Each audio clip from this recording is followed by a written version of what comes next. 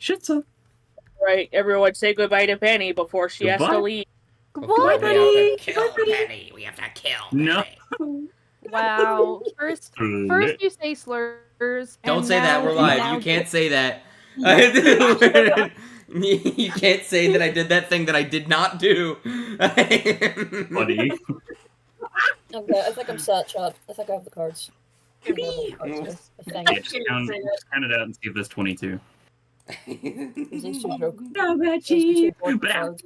22. I'm turning 22. What? Oh, someone we died. lost. We lost one. Chester did not like my rendition of 22, Chet. Yeah, I'm not a big Swiftie. Okay, well, grow up. Alright. I bet you still hate Justin Bieber. You're going again. Yeah. I don't know about you. But I hope the fuck you do. Bitch, I hope the fuck you do. You're gonna be a dead son of a bitch, I'll tell you that. I'll tell you that. Tell you that. Something in the way. Something in my Oh, okay. You ruined it. You ruined it, you freaks. Something in the way. Yeah. Something's Ooh. yes. Stop, freak. It's funny. It's You're funny. free. It's called humor, Kyle. Relax, Edgelord. I can't It's believe called you humor. doxed Sam's real name. That's fucked up. Why did you do that? Wow. Fucked up. Because it's fucking funny, Kyle. It's called having a sense of humor. I was just counting the cards to make sure that they're the right amount. They are. Also, I love the back of them. Back of them. Oh, Chester. Ooh. I- Music. Watch an EV lad. Chester. Watch Chester, an I'm EV. gonna shut up, man. I'm gonna send you something that I think is funny. Alright, lads. Go on. Send Then it have a funny. look at it. You go be like, that's fucking funny. That is. Remember that the music is in plotting. Yes. Oh, I forgot. I would like to listen That's to it, okay, but it though. won't let me. That's really funny, lads. I'm really sorry about Thanks, that, lad. Steve. Get better internet. I'll buy you. No, I won't. I don't have the money for that. You won't do that. You don't have money to buy your own internet, fucker. Oh. I Okay. don't fucking believe We this, have man. Luna Harp B and Fallen Heroes playing right now. Nice. I I'm mean, gonna lads. pull up my Your Spotify. mo- Spill your money about. Now We've existing. got existing. Yes, existing. Yeah, should be playing. existing. Is it That's loud what for we're you guys, doing. by the way? No. Yeah, a little. That's so bizarre. I have it turned down like a lot. Yeah, I just use the volume mixer on my thing to turn my tab volume down. It's I no don't biggie. have one of those. Yeah, you do. You do? It's oh wait, no, you're on Mac. I What forgot. the fuck? Yeah. Bubble, Hey, it's fine. You're getting the nat ones out right now, so they won't come up later. Bubble, fix that. Yeah, you're so right. So look at that, 2 1s. Two more. Why do you have a Mac? See, Get That's better- two ones get because, better- do you want to know I have a Mac? It's because I learned how to code iOS apps like 2 years ago now. And I needed one for that. Okay, funny story actually. I'm getting the parts for a PC actively, and so it won't be bad for much longer. And I'm excited. It's just funny that this comes up now. Yeah, well, maybe you shouldn't have been Mac pilled. You Right. think? No, I will not have slander. I hate. I'm on stream. I hate Apple. Okay, I could say so many things about how annoying Apple's devices are. And I could say a lot of words. I don't know why, but I but- just had a thought of like an Apple employee sitting at their desk Yeah. with the stream open, and then another tab open on like a Gmail, typing something up to Dust, and then hearing you say this and just deleting the sponsorship email. Yeah, Just like be like, I was literally gonna be like, but Apple could sponsor us, Bubble. No, Bubble. God, could you Apple, imagine? The billion, maybe $1 trillion company could sponsor us. They don't sponsor I- anybody. They I don't even know. sponsor like Kanye. They don't even sponsor their year-old phones. We were gonna be the 1 in a million. Yeah, sorry about that. I hate Apple, and so This Screw wound your will mother, take time Bob. to heal.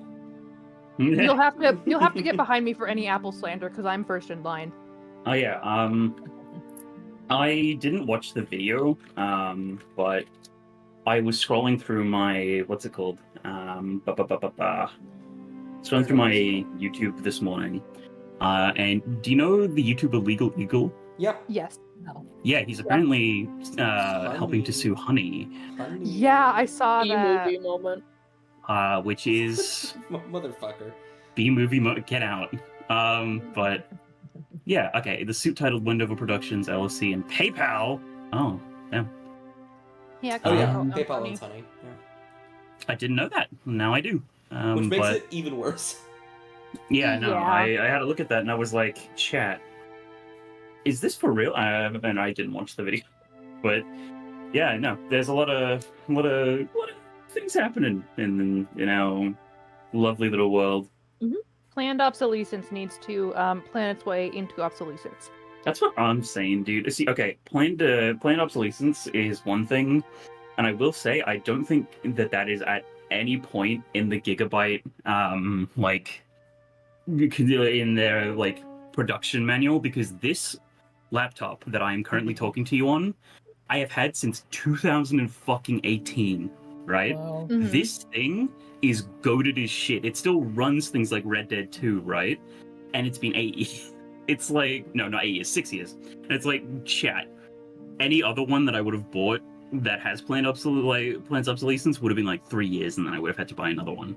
But this, Gigabyte is goated, all right? Gigabyte, if you're listening, sponsor. Don't actually, Friendship but- ended with Apple. Gigabyte No, is my Gigabyte new is my friend. best friend. No, I like Gigabyte. They've got some pretty good stuff, and I know they do a lot of computer components. No, I've had- so- All right. I've had my current. Oh, never mind. You're okay. We have reached the 10-minute mark. And so we shall begin with Amaya being dead for now. Cool. I will give a small recap on last session, because it was kind of just a one-shot. You all did some Christmas shenanigans. You teamed up with Cecilia of the Bloody Hunters to help talk your way through Leaden Town and make sure that an angry mob of people thinking you were criminals wouldn't kill you. You went out and hunted down a hag known as Auntie Holly, who was trying to make a giant present-shaped mimic. You defeated her, and then you woke up in Leaden Town with a bunch of little presents, each with an uncommon magical item for each of you, and the scribe had made, I believe it was like a cinnamon roll or something, for each and every one of you, including the Bloody Hunters. And we will pick up, I believe, wherever you deem fit, because you can literally be holding your magical items right now. Like, you have literally just gotten onto the carriage and unwrapped your present and are literally eating. Or we could say like a day has passed or a couple hours has passed. I'll leave it up to you all. Couple hours might work. Maybe. Yeah, maybe like an hour or two. Yeah. I would like to secretly, Okay. and by secretly I mean the rest of the party out of character doesn't notice. I want to inspect that fucking ring my mom gave me. Roll Arcana. Okie dokie. Hey, Durst. Yeah. Hey, Durst. Yeah. May we have caravan? Oh yeah, absolutely. Because I'm on the Caravan? map right now. I'm on the map right Caravan? now, but it wouldn't let me in. Ah, fuck. 14. It's not bad. Should it be higher? What do you mean, should it be higher? My roll. I mean, a higher roll definitely would have Argyle? gotten you more. Argyle! Yeah, Yeah! Argyle. That's Okay. the question. I Oh, see black. I lips. see. That's why you're asking. Yeah, I'm getting you guys. Argyle, yeah! Hey, that's better. There you go. Let me, you guys can put yourselves wherever you would like. Kovac, Cassian, Amaya, Caraggletooth. Phylan will be outside. And... Oh, the scribe isn't on the map. Let me fix that. He's Why is dead. Dad on the map? What happened to Dad? There we go. He's also, hold on. Evil. No! What? There we go. Where is he? Where is he? He's right there. He was No. red. He was red for a Don't let second. it be evil. He's just a guy. He's just Actually, no, he'd be in here doing this. Amaya is going to sit in the piano room and just kind of mope about and try and read a book. Oh Maya But yeah. stuff, you know how it is. With a 20,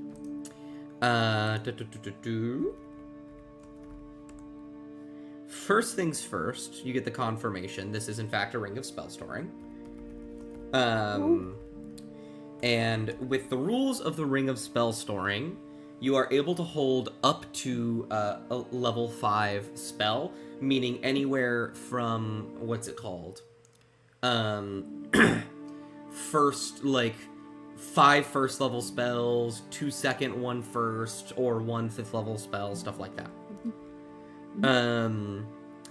Trying to determine what spell is actually in here is going to be very, very difficult. I don't even think a 20 covers it, but I will tell you it is a level 5 spell. Oh. Darn, I don't suppose I could spend more amount of time on it to figure it out, could I?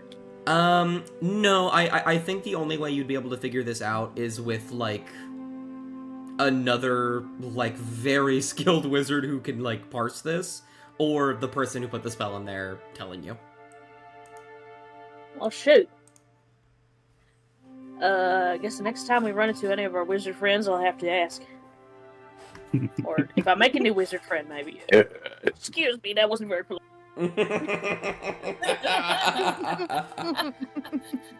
Imagine Mop just like twists the the signet on the ring, and it's just surprise cloud kill.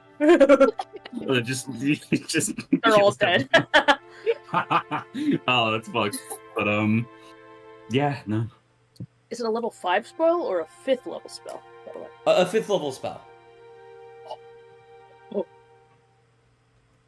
Okay, that's pretty cool. I'm gonna. Oh, so it could be an upcasted. Okay, I see. I'm gonna do laundry on the caravan. Sure. I like that the same room you do laundry in is also the one where you cook. But Make a close shoot.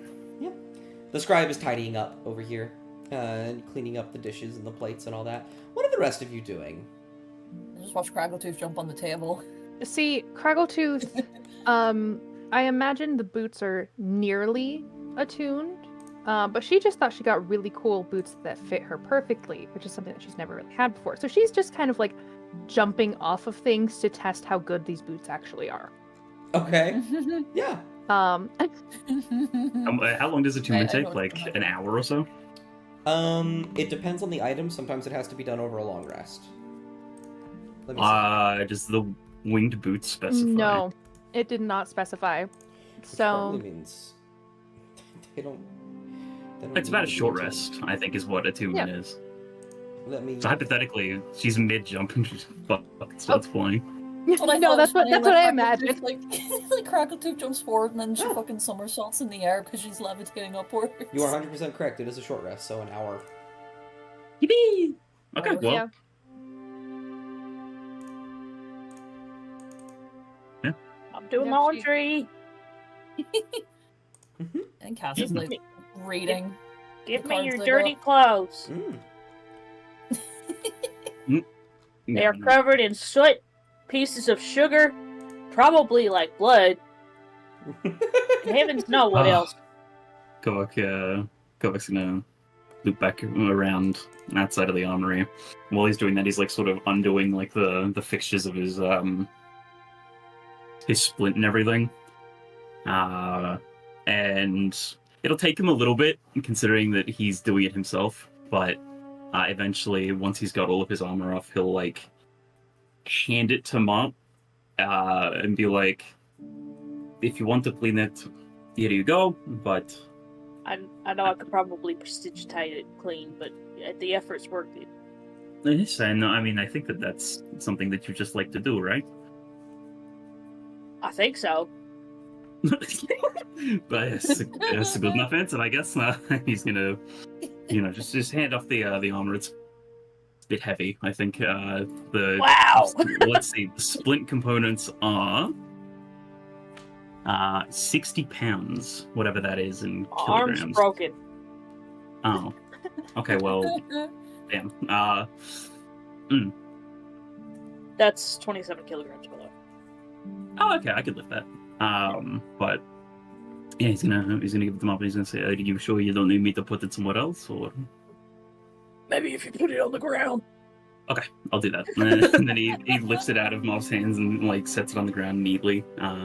Just like whatever you decide to do with it, I'll come grab it later. But yeah, no worries. Don't forget to, I guess, I don't know. It's you kind of smell like sugar. Smell like gingerbread a little bit. Yeah, I know. I'll probably see if we can find a non-alligator having swamp lake in it. Kidding, I'm not doing that. But I'll sort that out. Don't worry. And he gives a little thumbs up to Mob as he goes back into the little room. Okay. And I'm gonna be real with you. I don't know what this is. I'm assuming that this is like a desk. No, this is Something. this holds weapons. Yeah, like a Damn, stand fuck. for them. Are there any desks other than this one? Not necessarily. I mean, you could use you could use either that or this as a desk. It's a chest, but Okay. Yeah, well, he's gonna use it as a makeshift desk at least. Yeah. He's gonna set down the emblem Gotcha. that he got from his gift. He's gonna just look over it for a little bit while he eats his cinnamon roll with the other hand. Kind of just looking at it. Do you want me to read my description, or would you like to, Dust? No, you can read it. Okay. Yeah, he's gonna have a look at the emblem, which is a decently sized one. It's not anything massive by any means, but it's enough that it's like a sort of a badge kind of looking thing. Mm-hmm. It's an oval eye-shaped emblem with silver linings. There are bits of shiny pearl and ivory that make up the white of the eye, and where the pupil and the iris are, there is just a flat, deep purple new moon to make up that part of the eye. And I think after a little bit, he might finally clue into the fact, like he probably lift it up and look on the back side of it and realize that, there's probably some sort of like a latent bit of a magic to it. And so we might, testing a theory of his, is going to then quickly rush outside. Has Mop started cleaning the armor already, or? Mop has polished it. Mop Already? polished it. It's fucking done, dude. You're very quick. Well, you were the only one who gave me clothes. Fair enough. And he's gonna, quickly scoop up his things. Say thank you very much, Mop, as he heads back. He's gonna set the chest plate down, and then hold you pick up the emblem and then hold it to the kind of like the chest area, the left side of it, and you're gonna use the action to affix it to that part of the armor. Absolutely, and it will slot itself in, nice and easy. You can just look at it, kind of unsure of what it's meant to be. Thank you very much, because, Travis. You can't really tell that it's a new moon. I appreciate it. It's kind of the point. A You new are moon kind of looks amazing. like a black circle for the most part. But he's very curious about this little item. But it seems to be something that he can wear. So he's going to do that. He's gonna re-don his armor while he eats his delicious cinnamon roll. Melly. Sorry, I'm late. Continue. I'm getting my computer set up. Oh You're no, okay. I was literally just finished. That's Yeah. Yeah. Crack a tooth. Yeah? Can I wash your clothes for you? You see, there's a look on her face, and it's a distrustful look. And she kind of looks at you and goes, "With what?" With with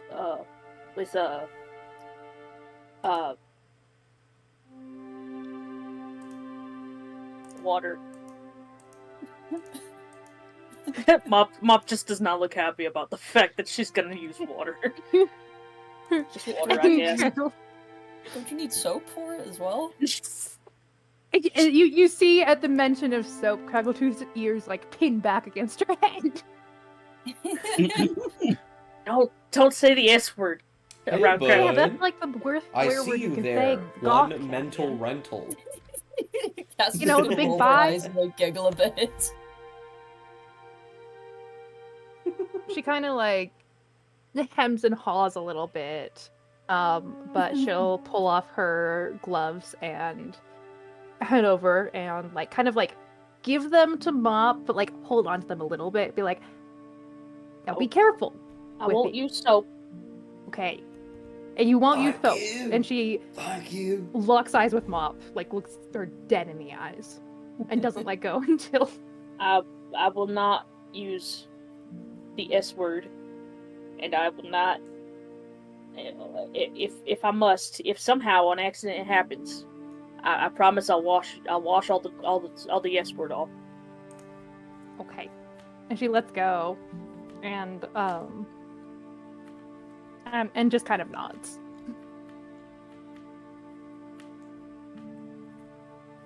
Mop will wait for her to turn around. Yeah, she'll go back to jumping off the table. I think Cass is gonna like just go over to see what the fuck Craggletooth is doing. Furiously This dude's been scrubbing. Are you using soap?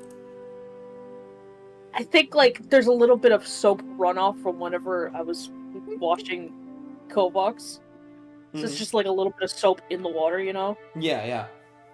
But like the amount of soap you'd leave in like a cup Oh, I get if you it. didn't rinse it off. If you didn't rinse it off properly, you know, it's like barely any. Mm-hmm. Yeah, there you go. You've been jumping off that table for a while. What are you doing? Gotta break in the boots. Otherwise you're gonna get blisters. Yeah, but normally people walk in them. They don't jump off tables. Well, am I normal people? Their mouth like opens and closes, and they like lift their hand a bit as they're like trying to process that, and they're like, "No, There's Please. so many rocks in these clothes. it's just the gloves. You just got the gloves. It's just the clothes. Just not the thing else. Just gloves. Oh, okay. That's They're still incredibly Still so funny. That's There's infinitely so funny. many rocks in here. I also want you to know those things have never been like actually washed. So Oh god. Yeah. I dip a corner into the water. Holy the water shit, turns Travis! Thank you. yeah, no, it just turns. Why are around, you you're gonna, like, dip it chewing? out, get clean water. What's and it going just on? keeps turning. It's like those rugs you find on the side of the road, like those videos. Yeah, it's like those rug cleaning videos, you know. They are. But I think I was just gonna sort of pat Cassian on the shoulder and say, "It was a loaded question. You couldn't give an answer that would have Kind of set you up would there. you would have been set up there. It's not your fault." And- Kind of. And I think as she jumps off that time, the boots finish attuning, and Gotcha. I imagine on the gotcha, side yeah, they of were course. like embroidered wings, right? Oh yeah. And so as they start working, then they go out like little wings on the edge of the boots, and they flip her almost upside down, because she wasn't expecting it. Cass is gonna blink and then just look at Kovac and Craggletooth and just go, What? Kovak looks not only impressed but also horrified. Impressed because flying is cool, flying is great, you know. Terrified because Craggletooth is the one flying. And there's a couple emotions that shift over her face, right? One is surprise, obviously, then confusion as she looks down to the boots, and then the confusion and surprise, they're gone, and you see a couple of things. You see plotting, you see joy, but primarily mischief. and she gets the biggest smile. And like she like floats upright, but instead of being on the ground, she's now eye level with Kovok. Because she can. Y'all are just Kovac's just giving me gonna shit. stare into her I eyes for a little appreciate bit. it. Whoa. Then he's I going to can fly, slowly. Kovok. He's gonna slowly turn his head to Cassian. It makes the rock grating sound. It doesn't. And he's just like, "Oh, I'm going to have a talk to whoever this SC is. I think." Cass is going through. I love the this several stages of SP grief. person.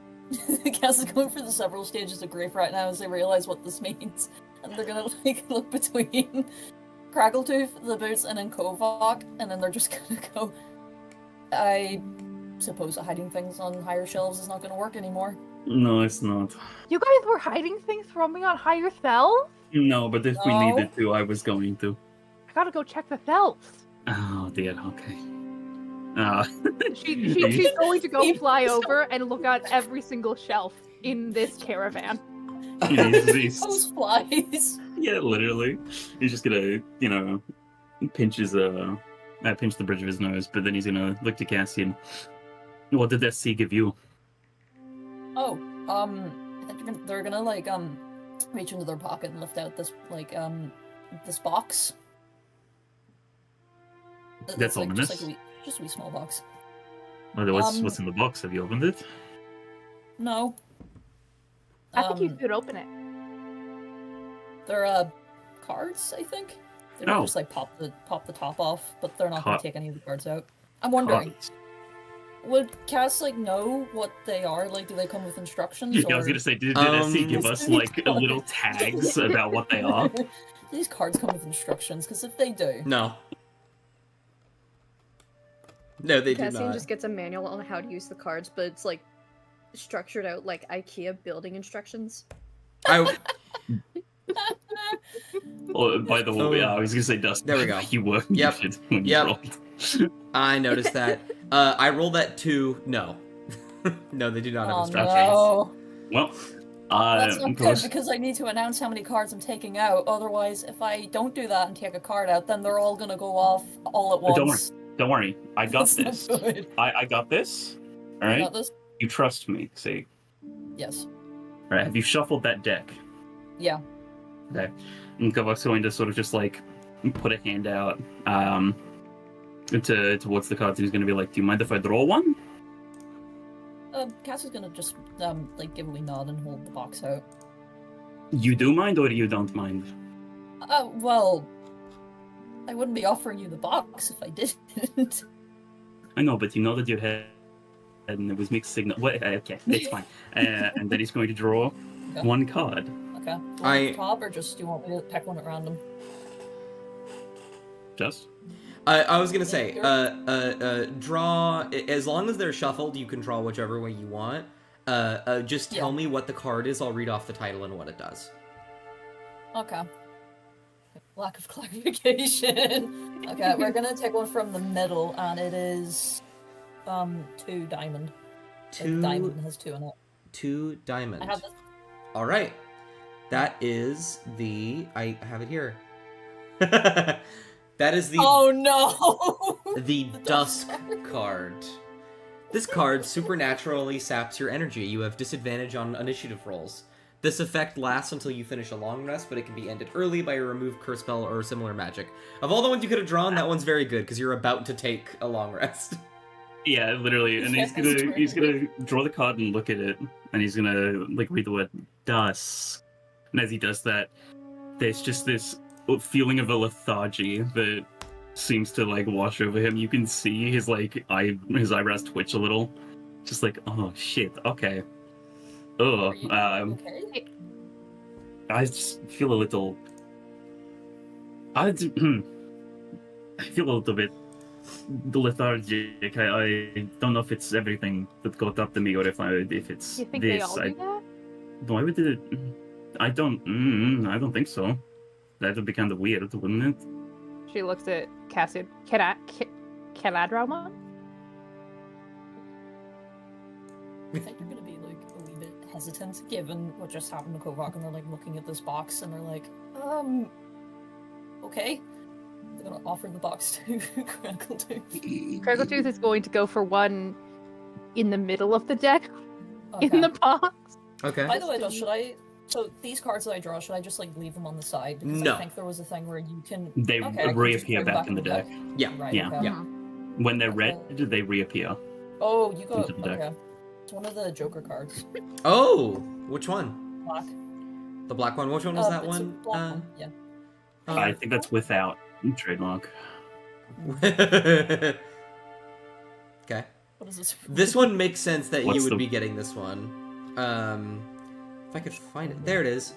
I cannot fucking believe this. Okay. What? What? You go. Mischief. Mischief. You gain an uncommon wondrous item chosen by me. What? Or you can draw 2 additional cards beyond your declared draws. I think I'm gonna go for the wondrous item, actually. Bubble. This is good. okay. That's Alright, so well. true. What you're Guys, saying real is quick. double it and give it to the next person. That's so true, but guys, this is bad that Crackletooth got a really good card, because this is gonna give her more incentive to start They're trying gonna to have a steal cards from gambling Cassie. This is terrible. This is not. What am I gonna give you? What am I gonna give you? You know what? You guys were talking about it earlier. I think this is fair. You feel how do you carry your things, Crackletooth? You know, cargo pants? Yeah. Yeah. Okay. With Yeah. pockets in the back. Pockets, pouches. You feel one of your pockets on your cargo pants goes extremely light. All the rocks that were inside it, you can't feel them there anymore. Oh. She immediately looks into it. Like, what just happened? It looks empty, and you cannot see the bottom of it. Oh no. Wait. Oh It's no. a bag of holding. I'm just got a bag of No holding. way. No way. She's gonna like reach into it, going for like some of the moss or some of the rocks that she has in it. What the fuck? Yeah. And then like when they come out, she's gonna go, "What?" Cass is like peering down. Actually, is Crackletooth still flying? Yeah. Well, she's eye level with them. Okay. Cass is gonna like look down at the pocket, blank for a few seconds, and then look to Kovac, then Crackletooth, then back at the pocket, and just just go. What the fuck? Hang on. I gotta try something. So she's gonna land on the table, and then for ease of use, I'm gonna say that this was in one of like her many belt pouches, so then we can take it off and transfer it. She's gonna kind of like pick it up, move it a little bit, and then reach her arm all the way up into like her elbow into the bag, and then Okay. pull it out. Like just kind of testing it. Okay. And then she's gonna give the card back and go, "That's cool." I think Cass is just like trying to process what the fuck just happened. We are indeed And goofuses they're looking today. at this box and they're sort of like shaking it just a little bit, and they're gonna look to Kovac and say, "Kovac, I'm so sorry that you got tired and Crackletooth just got a fucking infinite suitcase." It's fine. I'm assuming that's probably like the point is gamble with that thing probably. And he's gonna like try to like he's gonna take a coin out of his out of one pocket and try to put it in like whichever pocket Craggletooth was like fiddling with. It's like the one the one that it's the same pocket but on him. And he's going to put his coin in there, and then it's going to still be there. Sort of just to litmus test that it didn't happen to him. And he's like, "Yeah, it's probably gamble of whatever the card is that was thrown. It would have been stupid if he just gave you a normal pack of playing cards." You could try to draw. You could try drawing a card now. I don't think that's a good idea. I think What's if it you- called? I wanted to mention this because I just thought of this, and I think this makes a lot of sense. When you draw the mischief card, for you, Craggletooth, when like the second it happens, one of the diamonds on the card comes out to become this item, like in your pocket. Oh, that's That's cool. Okay. To show that this so it's one specific use. card, no. This specific card has limited use. I'm going to say that I will determine a limit. It's not a lot. You can only draw this card so many times before it'll basically just become a null card. And actually, no, it'll be much worse. If you've used it above the limit, it then just goes to the second option, which is you draw 2 more cards. Okay. Yeah. Makes sense. Yeah, okay, that works. Alrighty. I fuck with that. I'm down for it. I like your vibe. I like your funny words, Mexican. I feel like this sort of thing is like making Cass a wee bit anxious, but given what Crackletooth just said, they're gonna just like hesitate for a wee second and just go, okay, I'm curious, I'm just going to draw 1. I just want to check something. And I'll take the one from the top. I got a diamond. Oh, a diamond? Do you know what? That's a really good one. Yeah. Oh, the ace. The Chancellor. Within 8 hours of drawing this card, you can cast Augury once as an action requiring no material components. Use your intelligence, wisdom, or charisma as a spellcasting ability. Fuck, okay. Yeah. Winner. Nice. Augury is just a silly fun So spell. would Cass notice anything? Would Cass notice anything different about it? after drawing it, or You just- feel that your general lack of precognition, something that Scribe and Amaya have been rather proficient in, you have a touch of now. You feel almost a third eye opening, paths unwinding before you, and at any given point, you are able to glimpse 30 minutes of the future in the next 8 hours to see what may or may not happen. Fantastic. Okay. What how are you feeling? Are you feeling a little tired or? No. Oh fuck! I'm trying to figure out how Cass would explain this. Because I don't know how they would explain it, if that makes sense. Yeah. Well, nothing bad happened. I don't think. Did anything happen, or was it just like a dud card?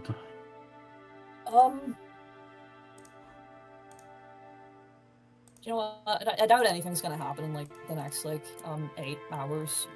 Question mark. I want Cass to cast whatever the fuck they just got. Augury. Just to say. Let me looking at the rules of the spell. Let's see. Yeah, we used augury last session, didn't we? No, we used divination because Amaya has. Oh fuck, I got it. Amaya's much. Ah. Sorry, divination is much better than augury because it can be in a lot more specific and a lot more long ranging over like a week rather than 30 minutes.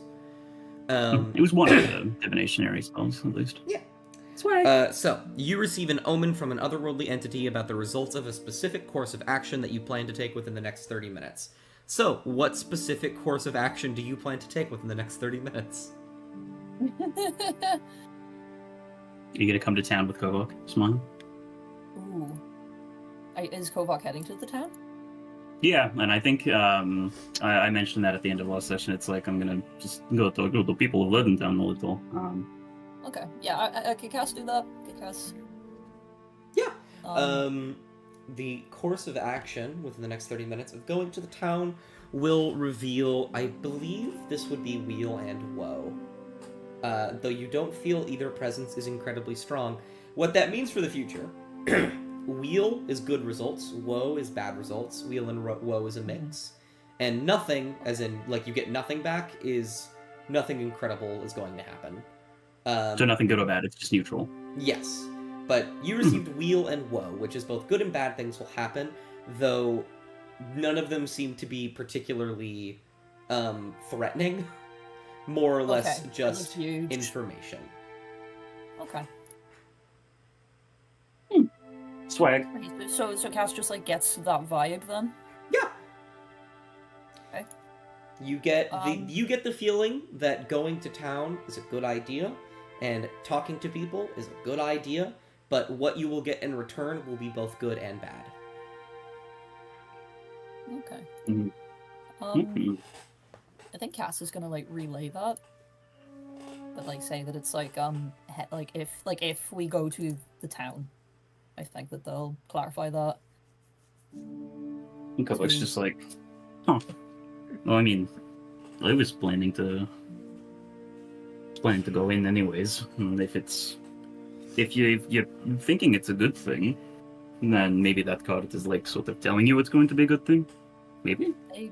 I guess so. And they're gonna like just like look at the card and then they're gonna put it back in the deck. They're gonna close the box. I like to think that there's like a sort of like a stretchy sort of band that like keeps the box closed. Yeah. That kind of like hooks on like a clip or something to keep it closed. And they're gonna like put it in their pocket. Yeah. Also, can you send me a picture of that jester card? Yes. If I can fucking find it. Where'd it go? Where is it? The joke. There's two. Do you want to see both of them? Yes, go and send me both. Yeah, they're both like, you know, the same sort of thing. Just one has a red outline, the other one's just black. Crap, can you help me? Yes. Stitch, take these. What is it? Mop just hands over the gloves. They're They're like, about half, slightly less dirty now. oh, this is like Uncanny Valley. Why are you giving me these? Just help me clean them. Just can you prestidigitate? Yeah. And he'll snap his fingers and they will both immediately become clean. They are white. They are white gloves. White glove. They're white gloves. Pragotooth has never seen that white. I'm gonna be so honest. I'm gonna shuffle my cards again. Where are you, Dust? Yeah. Where are you, Durst? As Kovak kind of makes his way to the front door, he's gonna like sort of just roll his shoulders a little to try and get a bit of energy, and he's like, "Yeah, I can move fine. You know, it's not like I'm slowed. It's just if I had to fight someone right now, I don't think I'd be giving it my best. You know, because it was disadvantage on initiative, right? Yeah. Yeah, and so he's like, you know, he's probably just a little less, I guess, aware, maybe a little bit of mind fog, but otherwise, he's fine physically. He just feels a bit exhausted. It also doesn't help that, you know, he is still a little bit hurt, and Yeah. they did fight a hag, but he's gonna make his way for the door. So, really quick, for the flavor of it, now that I have decided, that card, the black card that was drawn, Cassian, or C, the full moon on the center disappeared, and the 3 moons above it have moved down one, with the next moon taking its place, indicating that there are 3 more draws of that card. It's like a slot machine, Oh, dude. that's so fucking cool. On both That's cards cool. or just one of them? Just one. Okay. Just the I'm black gonna card. actually I'll send the photo into the chat so everyone else gets to see, because I think that is fucking dope as hell. I love So- flavoring. Flavoring is my beloved. Oh, yeah. I got you, your gloves. She kind of like takes them and looks at them, smells them, narrows her eyes briefly, and then starts putting them on. Excepted that there was no soap. I didn't know these were white. I didn't know either. And Mop was just covered in like all the mud that she scraped off of it. Thanks, Mom. I'm gonna go take a Where bath. did Kovak go? Mop just like that's fucking it. Okay. cannonballs into the fucking like sink in the kitchen. Gets the scribe all I soaked. see. I think it's like Cass is like starting to head out. They're gonna like just stop for a moment, and they're gonna look to Amaya, and they're just gonna go like, is there like a door or is this just like an open like entryway? Yeah, it's an open Not entryway. Okay, they're gonna like cautiously just take like a little step in, and they're gonna like knock on like the corner of the entryway, try and get her attention. Dust, did you establish anything with Amaya? She was moping in the library room trying to read a book. Oh, cool, classic. She, I think definitely right now has kind of stopped moping, and she currently has the gift that, she has what SC gave her, and she's kind of just, I guess, spinning it in between her fingers. The small little gold amulet that she got. And then she's gonna hear the knock, and she's gonna look over to Cassian. Kovok and I are headed to the town. Is there anything that you need or want? To town, which... Oh, right, the one with the angry mob in front, right? Yeah. They're gonna try to mob you again. I don't think so. I think we're fine. Alright. I don't think I need anything. Quick question, though. Yep. Who the hell gave Craggletooth the ability to fly? They're gonna just laugh a little bit and then look to Craggletooth. At that point, Craggletooth is going to peek her head around the corner. Her head is at the same height as Cassian's head. She's gonna smile at Amaya and go, I don't know who this FV guy is, but I'm kind of a fan. Guess it's just gonna like pinch the bridge of their nose, but they're like giggling just quietly. Craggletooth, I don't like being at eye level with you. Well, that's it, because I love being at eye level with everybody. Okay. Kathy, did you know you have really nice eyes? I could never see them before, but now I can. I don't? Huh? They don't know how to take that, genuinely. It's okay. She's just yapping. For the bit. For the bit. They're gonna just like roll their eyes a wee bit at Craggletooth and look back to Amaya, and they're just gonna go, okay, well, we should be back, but I just wanted to check, see if you needed anything. I am alright. Is it just the two of you guys going? Or what? They're gonna look at Craggletooth just to see what Craggletooth wants to do. Odds or evens? Odds. She's going with. Are you gonna come with Craggletooth, or? Of course. I want to see this town.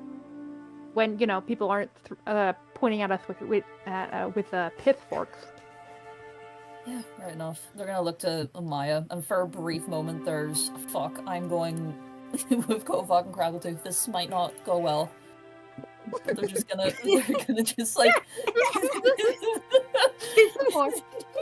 What's the worst that could happen? Babysitter. What's the worst that could happen? We kill someone? No. Come on. Cass is gonna look at Amaya and just go, we might be back. That's insane. That's absolutely insane. We should be back. And they're gonna Argyle. I'll send Argyle with them. No. I don't know if it's actually possible, but it's like somehow Cassian can just see Amaya's eyes just fucking twitch. I don't want to be in this caravan anymore. It smells. I don't know what happened, but it smells like dirt and, quite frankly, ass. So. Or are you coming with, or? Well, where else am I gonna go? True. That, yeah. Go follow them instead, Argyle. Just make sure that they don't do anything bad, okay? Yeah, Kovak's gonna call down the hallway because the door's open. He left it open. He's gonna say, Cassian, are you coming? Oh shit. Go, Craggletooth. Hop onto Cassian. Oh shit! And then the flying intercontinental ballistic goblin comes flying towards him. I still could you imagine fucking Craggletooth holding her arms by her sides as she just missile launches herself towards? She would. I didn't know. Wait, is Amaya going with them? Yeah. Amaya is going. Yes. Oh, okay. Are you What welcome? happens? What happens if I stay? I mean, you can. Argyle will be there. You can play Argyle. Yeah, and you can see through Argyle if you really need to. You can take control of him, I think, right? Yeah, I can at least see through Argyle. Yeah. Yeah, you can do that if you need Sure. to. But go so we gotta kind of just look at the other two and be like, oh, hey, are you guys also coming with? I suppose. Okay, and then Kovak's gonna like sort of. That's his cue. He dismounts. Oh, Kovak is there. I move Waylon just to see. Yeah. Sorry, for me he was on top of Waylon, so I was, He was hiding under the dog. Yeah, but he's gonna dismount from Waylon, and then just sort of nod his head over. I'm gonna have Waylon come over here. You can hop on. Craggletooth will put her hand down for Argyle to climb onto.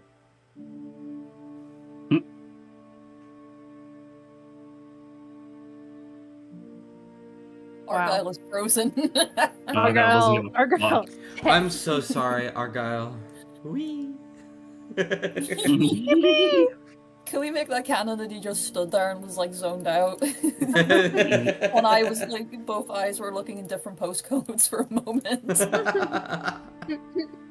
But yeah, and then he's just like gesture with an open hand to Waylon or looking at Amaya. He's not gonna say anything, but the gesture's there.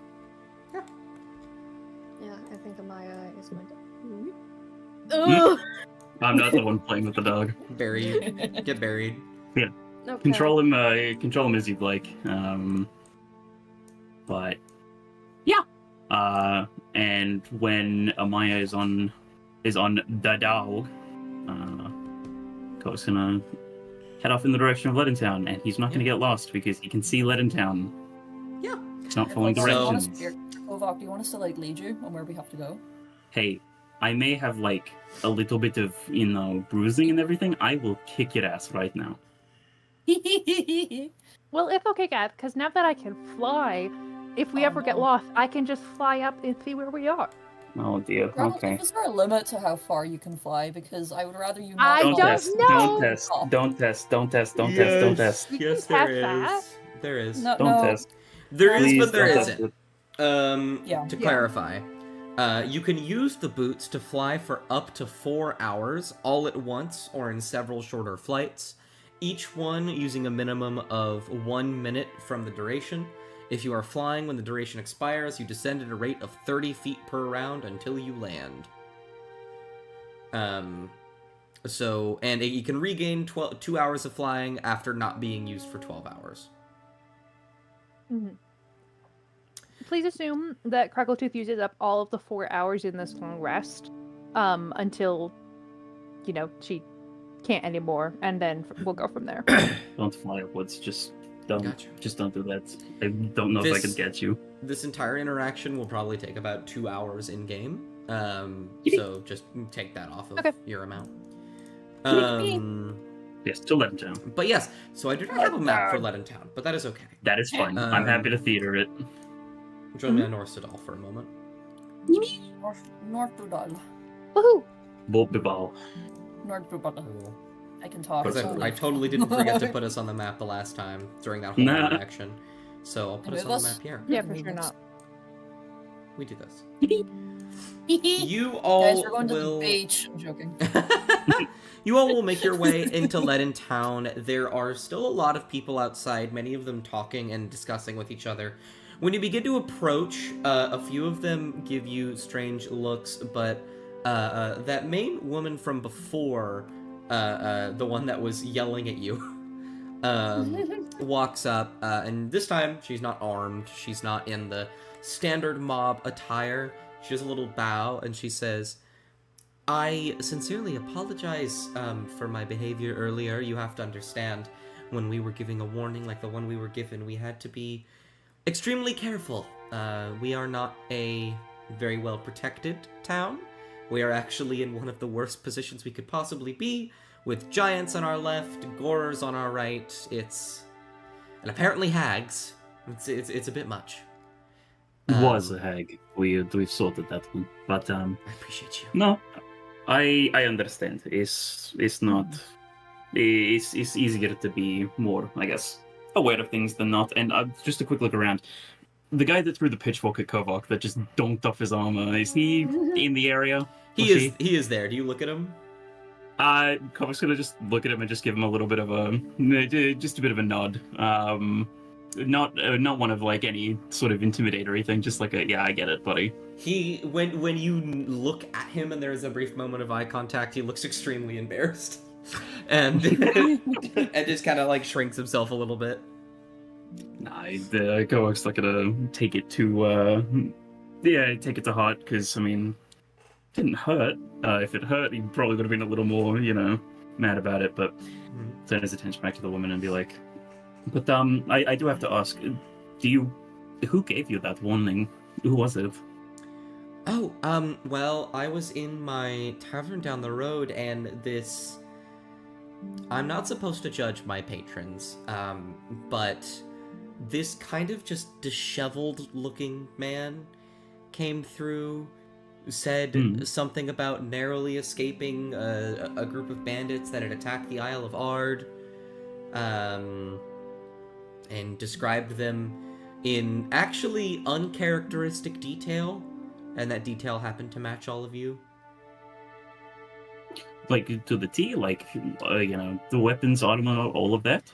Surprisingly, yes. He came in very startled, very shaken, upset, and then it was like a switch flicked in his brain, and he was so incredibly descriptive.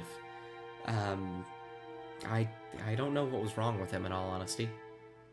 Cass is gonna look to the others with sort of Mauve, like Nelra. Yeah, Kova kind of just glances off to the side to look at Cassian and catch that and be like, he also thinks the same thing. Was the man like kind of, was he like pale? Did he have like brown hair? Could you see that at least? She'll ponder for a moment and she'll nod. She'll say, "Yeah, that's pretty much him. He just looked really tired, is all. I tried to offer him a night to sleep, but he refused to stay." Did he mention where he was going? Because you're describing someone that is a little bit familiar to us. He's not a problem per se, but we'd like to get ahead of it, because he's being afflicted by something that's making him think that we're a threat, and we'd like to help him. Did he mention where he was headed? Or? Sorry. She looks a little confused as you describe that. She doesn't quite understand what you're going on about, just because this is just out of her... This is out of her field. She has never experienced anything like this. She's a barkeep. She doesn't know what the fuck this is. But she stops and shakes her head, and says, "No, he didn't really say where he was going. There was slight mention that he wanted to go back to the Isle of Ard to help them. Why would you send me that?" Sorry, C just messaged me in Fantasy Grounds gay, homosexual, gay. I'm sorry, the ADHD one. No, you're fine. But anyways, she will say, he had briefly mentioned possibly going back to the Isle of Ard, but he seemed very erratic. I feel like, if anything, I can at least tell you he did go east, towards Newport. Okay. I see. Right, yeah, no, it's a very odd situation. He needs help, and we want to try to help him, but, it's a bit difficult when these sorts of things happen. But, it is what it is. And, it's kind of avoidant. It's like he's not mentioning the fact that he's not mentioning any specifics, but it's true. He is telling the truth. He really does actually want to help Nelra, and as he thinks about the fact that he's saying that, he's like, never thought I'd help a member of the fucking Five, but here we are. But he's going to kind of just look around for a moment. Would you happen to have like a general store or anything of the sort? We have we have something similar. We don't have a lot. What are you looking for? It's not big thing. It's not like massive concern, so it's okay if you don't have. But I was thinking, while we would taking care of the whole hag problem, I was thinking maybe things would be a little different if I had something to more protect myself with, like a shield. But I'm also aware that I'm in farming town, right? No. No? We fish from time to time. Mhm. Leaden Town, I like to think of Leaden Town as more of a checkpoint. This section of Sadal was wrought with war, unbeknownst to many of the other places, besides the city itself down the road. Generally, the path that people take is Fort Asmund, Leaden Town, and then Newport, and most people stay at Newport. Okay. We are, if anything, a checkpoint for people. Okay, the point the point being is I wouldn't expect you to have any shield. I expect a place like Fort Asmund too, for instance. But if you don't have any, that's totally fine. I was just wondering if you might have some sort of store that sells that. Well, in all honesty, I thought you were going to ask for something like plate armor, which is not something that we have. No, I understand. We absolutely have a shield or two lying around. I'm sure that there's somebody you could buy one off of. Okay. Would you be able to point me in any particular direction, or? Yeah. Let's see. You can come to my tavern. I'm sure I could ask around and get you one later tonight. I was gonna say, imagine it was the guy that threw the fucking thing at Kovac earlier. I mean, hey. And then he's like, yeah, I mean, I'd be happy to do that. I don't think we're going to be moving through immediately. Probably going to take a little bit of rest after that hag, so I can swing by a little bit later. Absolutely. We can handle that then and there. Well, if you have any further questions, you can come and find me.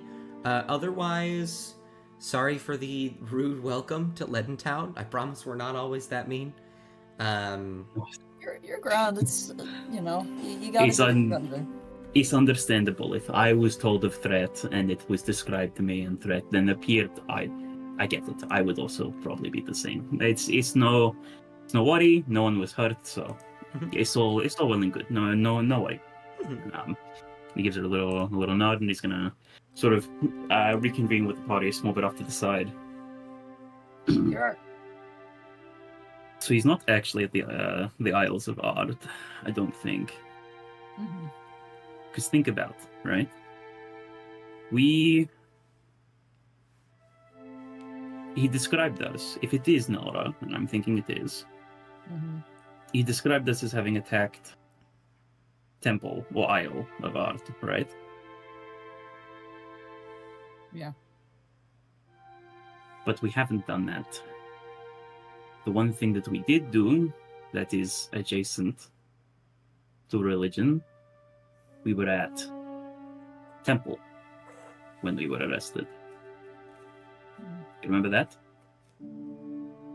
Yes, it's just gonna set their jaw a wee bit. Gonna frown just slightly. I don't remember if we mentioned it. I think we might have to one another, and he might have overheard it or something, but thinking he's trying to maybe send us that message in that sort of way, because you remember he had to sort of talk in a roundabout way. Couldn't really say a lot of things, and maybe that's where he is. I don't think he's actually on Isle of Art, because we weren't attacking Isle of Art. In which direction did the barkeep say? East, and he points towards. Yeah, he said he was going over to Newport, or on his way. Yeah. So Okay, so is that what our current plan is? Are we trying to find him? I think so. We might try to follow tail, see if we can. Because if they would want to go to Isle of Art, I'm assuming both from Newport would be best way. But if anyone points us north way, he's probably going around to head back to Temple, if I'm correct. But I think it is in best interest to find him. So Newport then? Yes. I'm assuming would be our next stop. Alrighty. I think that would be best place for us. Yes, and I'm going to, you know, do my little thing here, but after that, I'm more than happy to go. Any thoughts from any of you? And he's gonna sort of just look around at the other three and the rat.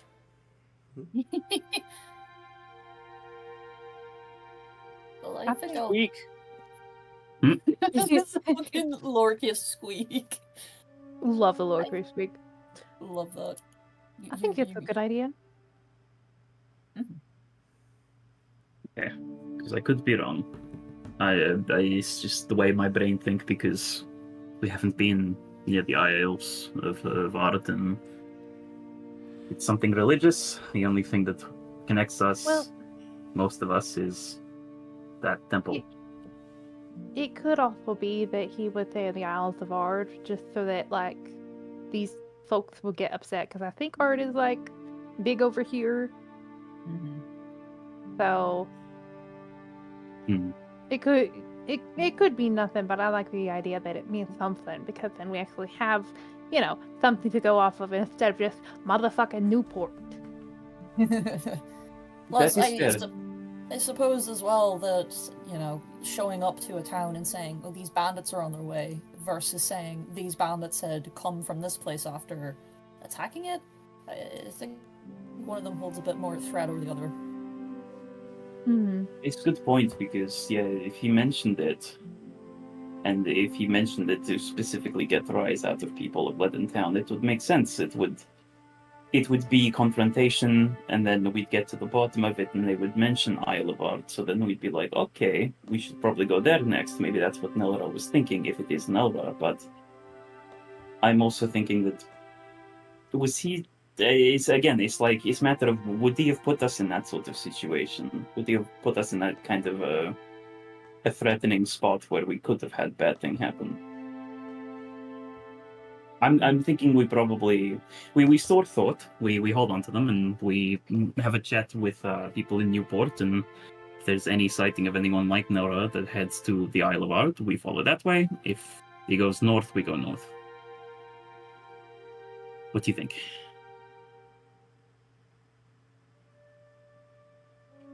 Sounds good to me. Okay. Maya, any thought?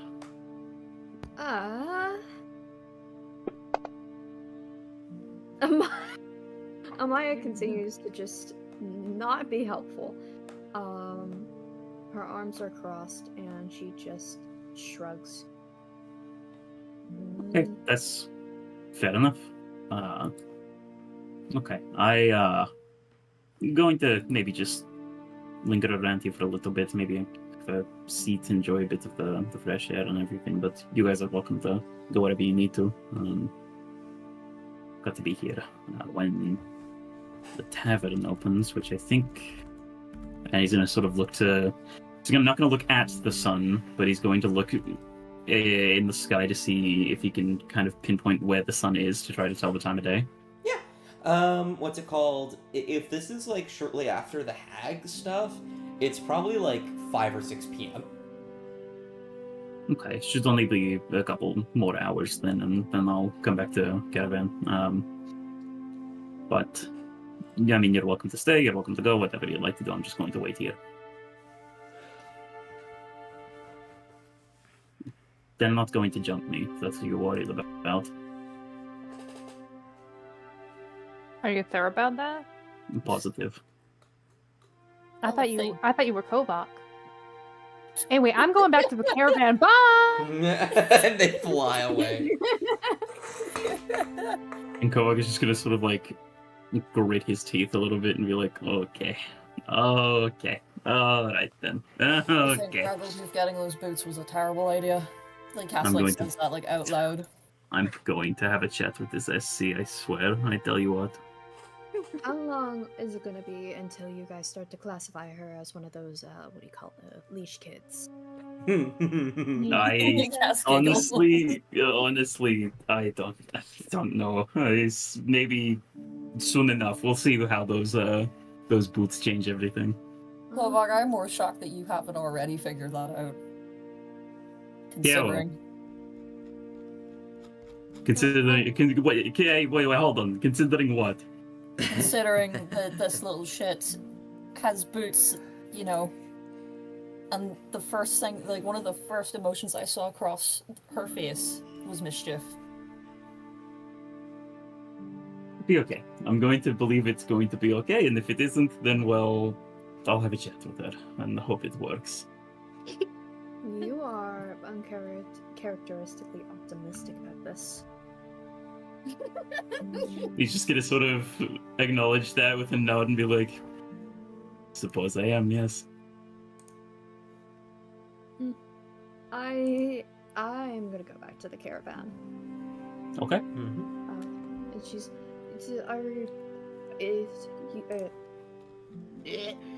you guys taking Fryland? Yeah, I mean, you can take him back if you'd like to. It doesn't really matter to me. I'll send him with you. Okay. Yeah. An attempted bridge mending a little bit. Yar. But yeah, he's gonna give Waylon a little pat on the head and just tell him to take a eye back. Nice and slow, but if anything bad happens, run. Run to the caravan. He'll give a little boof, and then Oof. he will begin to walk away with a mile. And then Cope's gonna look at Cassian. News thing, or? I might have a little look around if that's okay.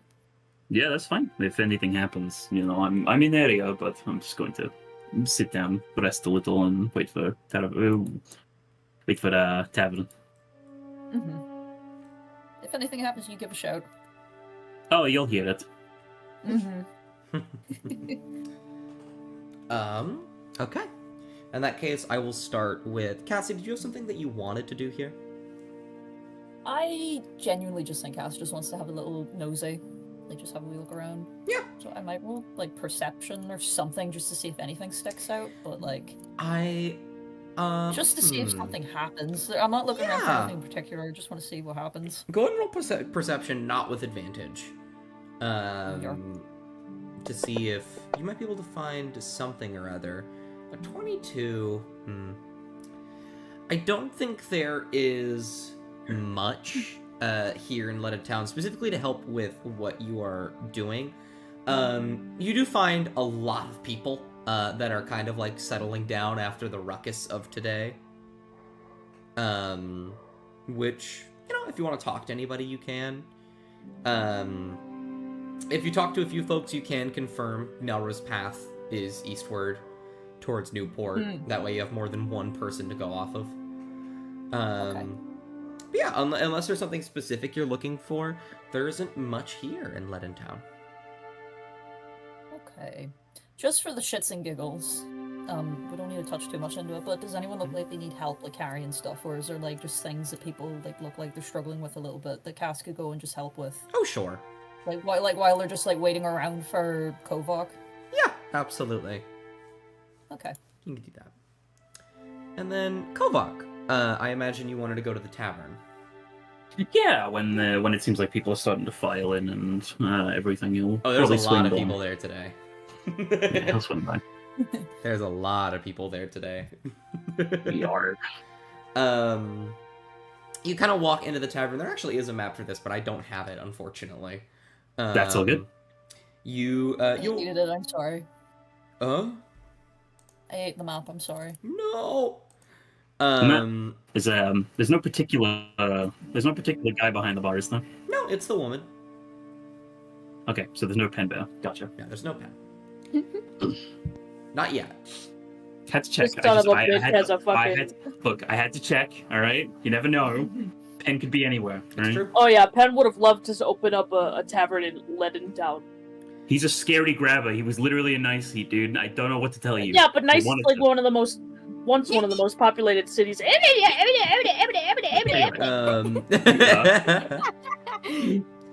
But yeah, before you go to purchase the shield, how are you planning to use this? Because you do wield a two-handed weapon.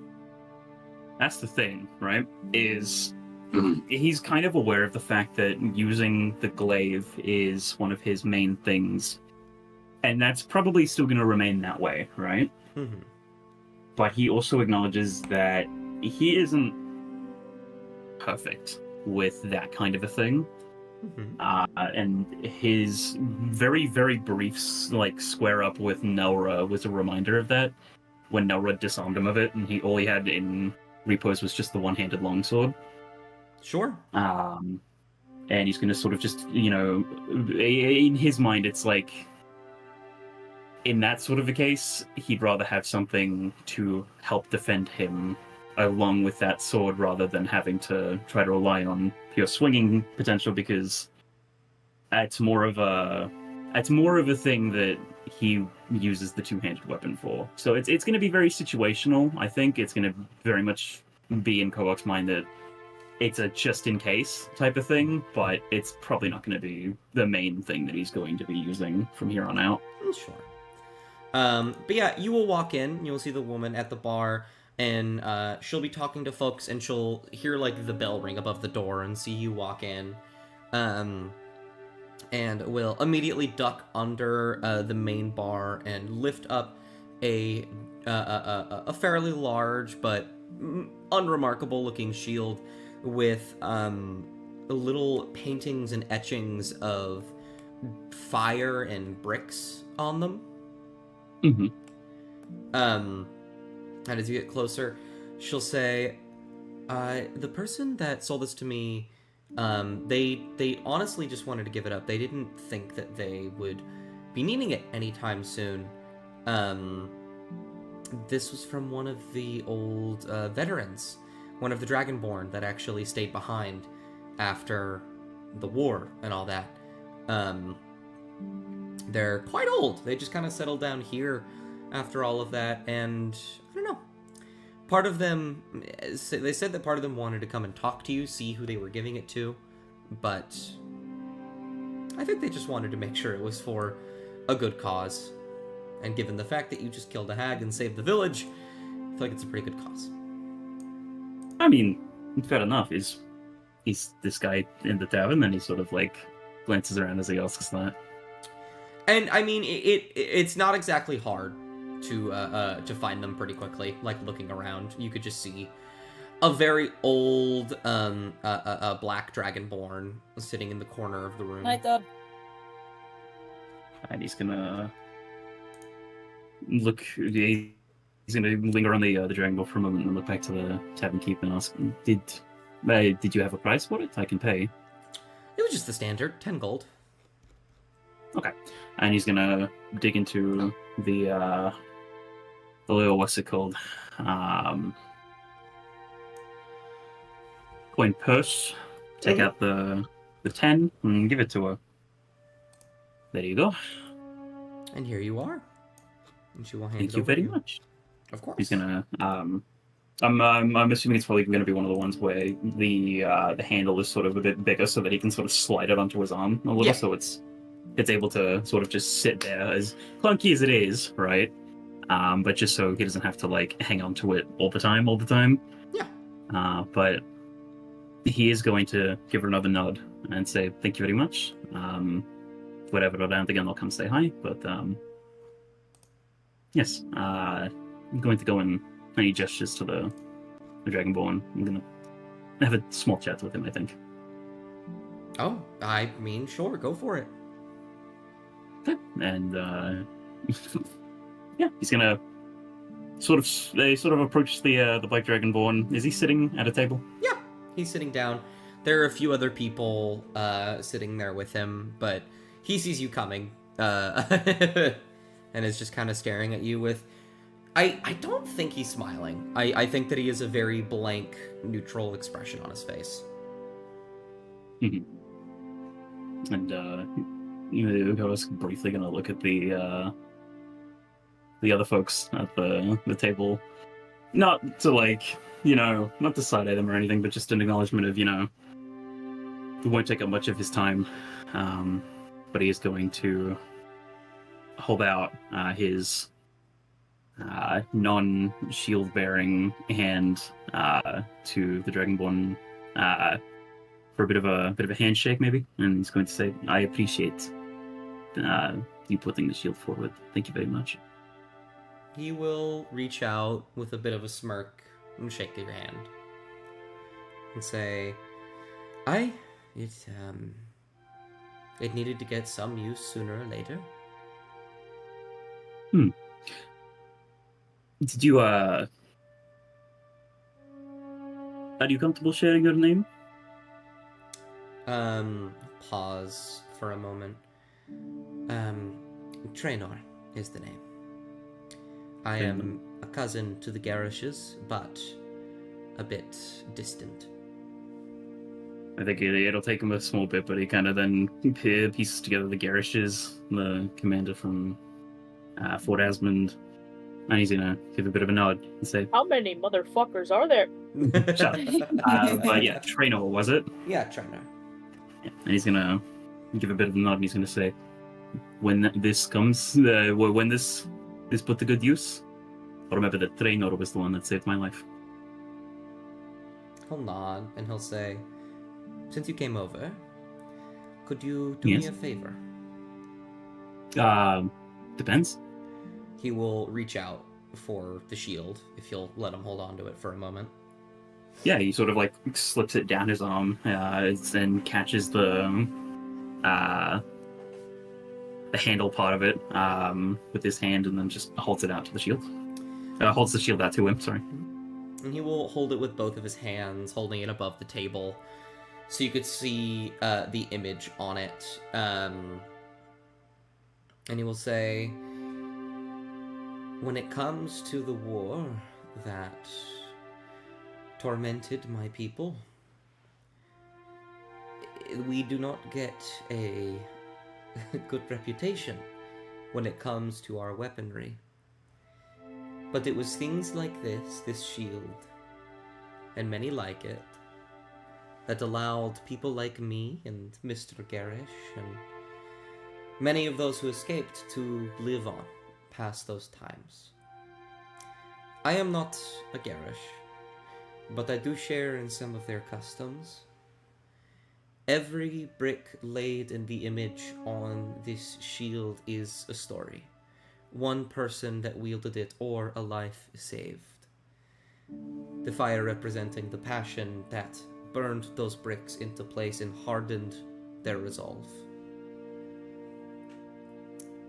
I want you, over the course of whatever you're doing, wherever you need this, I want you to lay your own bricks. And when you are done, I would like you to come back to me. Yes, I can do that. And you will nod. And say thank you very much. Of course. He will hand it back to you. He's gonna take up the shield, slide it back up his arm, and give a small, not just a nod, but a slight little, bow of the, like a slight 20-degree bow, I think. Mm-hmm.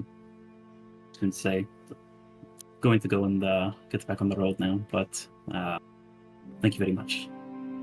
No, thank you. You take care. You too. And he's going to make his way out. New shield. Yippee! And it's gonna have that. I mean, it's probably a little bit darker, isn't it? Now that it's nighttime. Yeah, it's pretty dark out. Okay, well, he's probably gonna hang on to the shield then, and like his actual grip on the handle. You never know. Could be a little scary grabber in the woods, but he's gonna go to find Cassian somewhere within Lytton Town, wherever he may be. Absolutely. Cassian. Hello. Oh, that's not nearly enough. Huh? Take 7 gold pieces. Oh. As you sort of help out around the town, you get a little bit caught up in it with, you help an old woman carry some food from her little general pop-up store back to her house or in storage, and then when you finish that up, there's someone that needs help carrying some animal products from one place to another, and then there's straw, and then there's like clearing something out of the way, and you just get caught up in all these little side jobs. And after like Kovac probably takes you about an hour and a half to get this all done.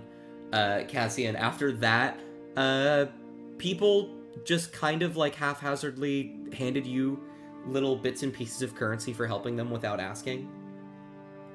And yeah. Cool. That brought me up to 250. Like, exactly. Hell yeah. I feel like whenever they were giving them the money, they were like very adamant against it, but you know.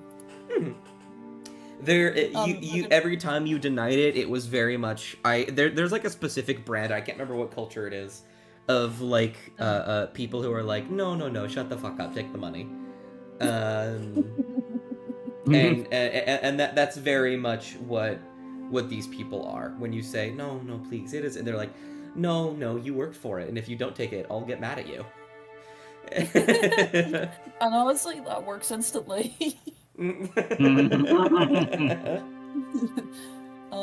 think like Cass will just see like Kovac like looking for them, and then they're gonna just like jog over to Kovac and just like walk alongside him. Hey, Hey, I got did you export it?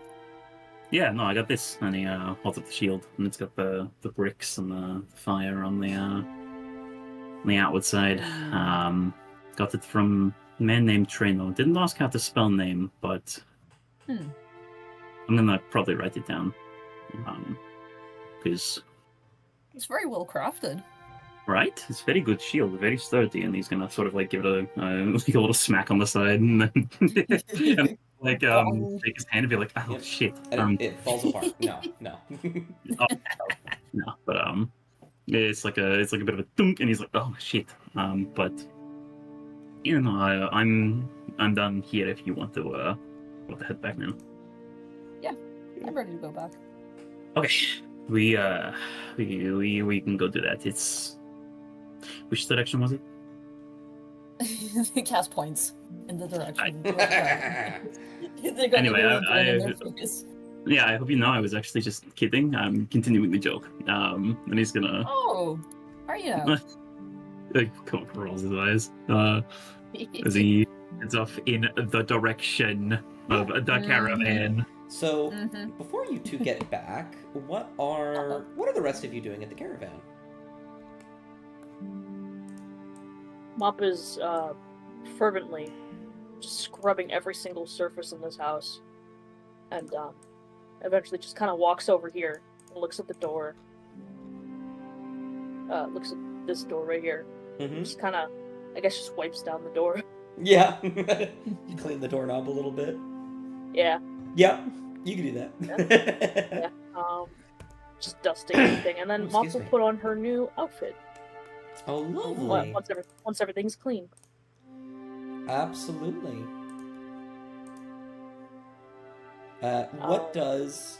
You put it on, and it does just look like studded leather for the time being, but you do feel magic within it. So what does it look like? At first, Mop will think about her old uniform. Okay.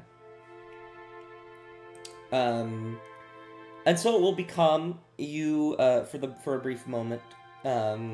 Your studded, bulky leather armor will kind of begin to give way for a moment. That the space it takes up becoming smaller as your clothes become flowy, with a very beautiful, like, purple gown with these golden, very extravagant trimmings, with the very distinct, notable T in cursive for the Televines on it.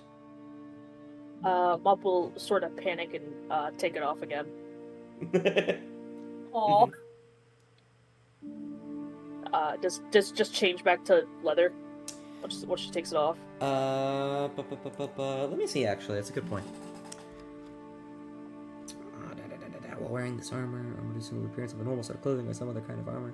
So what it looks like, including color styles, accessories with the armor retains last until you use this property again or remove the armor. So it does disappear as you throw it on the ground. It turns into normal studded leather again. Mop will just kind of sit there for a second, realize what happened, put it back on, and think of something a bit nicer. A white tailcoat and a cravat. Yeah, Maybe a light blue cravat. absolutely. And so Yeah. you will have this wonderful white tailcoat with a light blue cravat. And on the breast pocket, there is now a little M. Aw. Mop will sort of, just give it a little pleased nod. That's Numa. really cool. Oh yeah, it's it's the thing that I got from Mr. SC or Mrs. SC.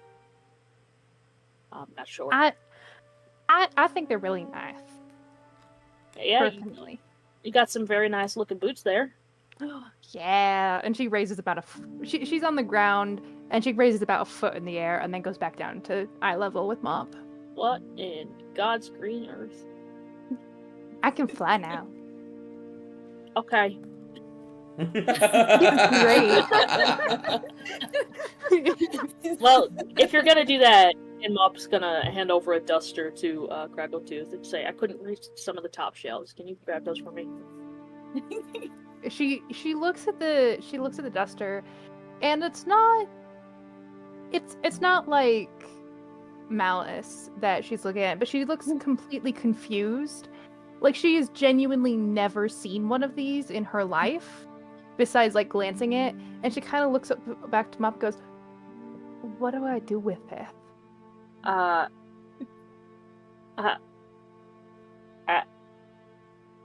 suppose you take it and you run it up and down on a dusty shelf or something that's dusty, and it collects all Why? the dust. Do you use it to like make people sneeze? Or I feel like No. if you're collecting dust, this is a really bad thing to do because how are you going to use the dust after you collect it? It's going to get stuck in all of the feathers, and then you can't use Yes, it. I don't need to use the dust. I just need it to go away. Why? I can't watch it. She's going to go find biscuits. It's not very cleanly or orderly, and also it causes people to sneeze. And quite frankly, I don't think anybody in this house wants to sneeze. Craggletooth sniffs the dust, and I'm gonna roll a constitution roll to see if she sneezes. Yep, 10 or higher. Okay. She Wow. sniffs it. She You does not sneeze. you fully inhale like way too much that a normal person should. Well, we'll just kind of. How did you do that? She's like How'd I do that? frowning. How'd I do what? Never mind. Was Mop was gonna like try and do it as well. Can you not do that? Can you not like sniff up like? No. I'll just get a ladder and Mop will take the feather duster back. She pauses. She like gives it, but then she just kind of like watches Mop for a moment and go, "Mop, we have lived very different lives." Yes, but that doesn't mean that we are very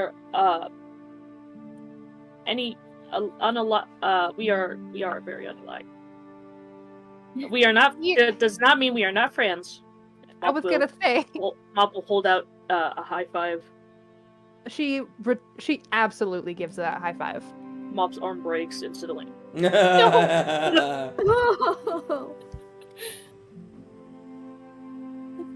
Elbow grease. You can make grease from your elbows? No, maybe. I don't know. She like holds up an arm, looking at her elbow. Goes, I don't Don't think that's right. don't undo your elbow. Okay. I can't. I'm not gonna. Just make sure to take off your shoes before you come in the house. I think yeah, we should set that up. What if I just have to run out of the house? Then quickly? you have to put your shoes on very quickly, I guess. Okay, what if I have to just do this? And she hovers like an inch above the ground. All the time? I mean, they haven't stopped working yet. The fate is one fickle thing, but you know what? I'm sure you have all the luck in the world, Craggletooth. I have a lot of luck, actually. There's something I've realized. And I use it regularly. Anyway. Well, where are we going next? It is rude. I think the Um, others were talking about Newport. Yeah. And she'll Oh, she'll did we- feel she'll Did feel we get Mop. groceries? Did we get groceries? We did. The It's scribe. already been Scribe sold. did. Yeah, Okay. the scribe will look at you and say, "I already got groceries, Mop. I got them while you were dealing with the Holly, I think is what you called her." Yes. Hag. What's your favorite food again, Craigletooth? Oh, I like stew. Okay. How do you feel about fish stew? I'm okay. Sounds good to me. Alright, I'll start cooking up some fish stew for dinner then. Or meat on stick. meat. Yeah, And- meat on stick. You will begin to do that. There will be a moment where the scribe will walk about here and will look at you, Amaya. Are you looking inside or are you just gazing outwards? She's too focused on Kibby. Yeah. In that case, Craggletooth, you will notice the scribe look out at Amaya for like a brief moment with a... Like, I don't even know if somber's the correct word. It's more just like... I don't know, it like a very, a touch of somber. Itchy. And they will continue to walk.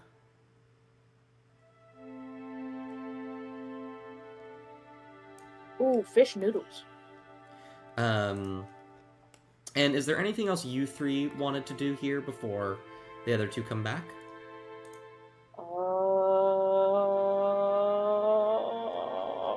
No. You Yeah, I know. I thought soldier about it. boy telling. Yeah. No. Yeah. No. Absolutely. Ah. In that case, you two will pull up. It takes about 10-20 minutes to get back from your little endeavors. You'll see the scribe walking out with Argyle.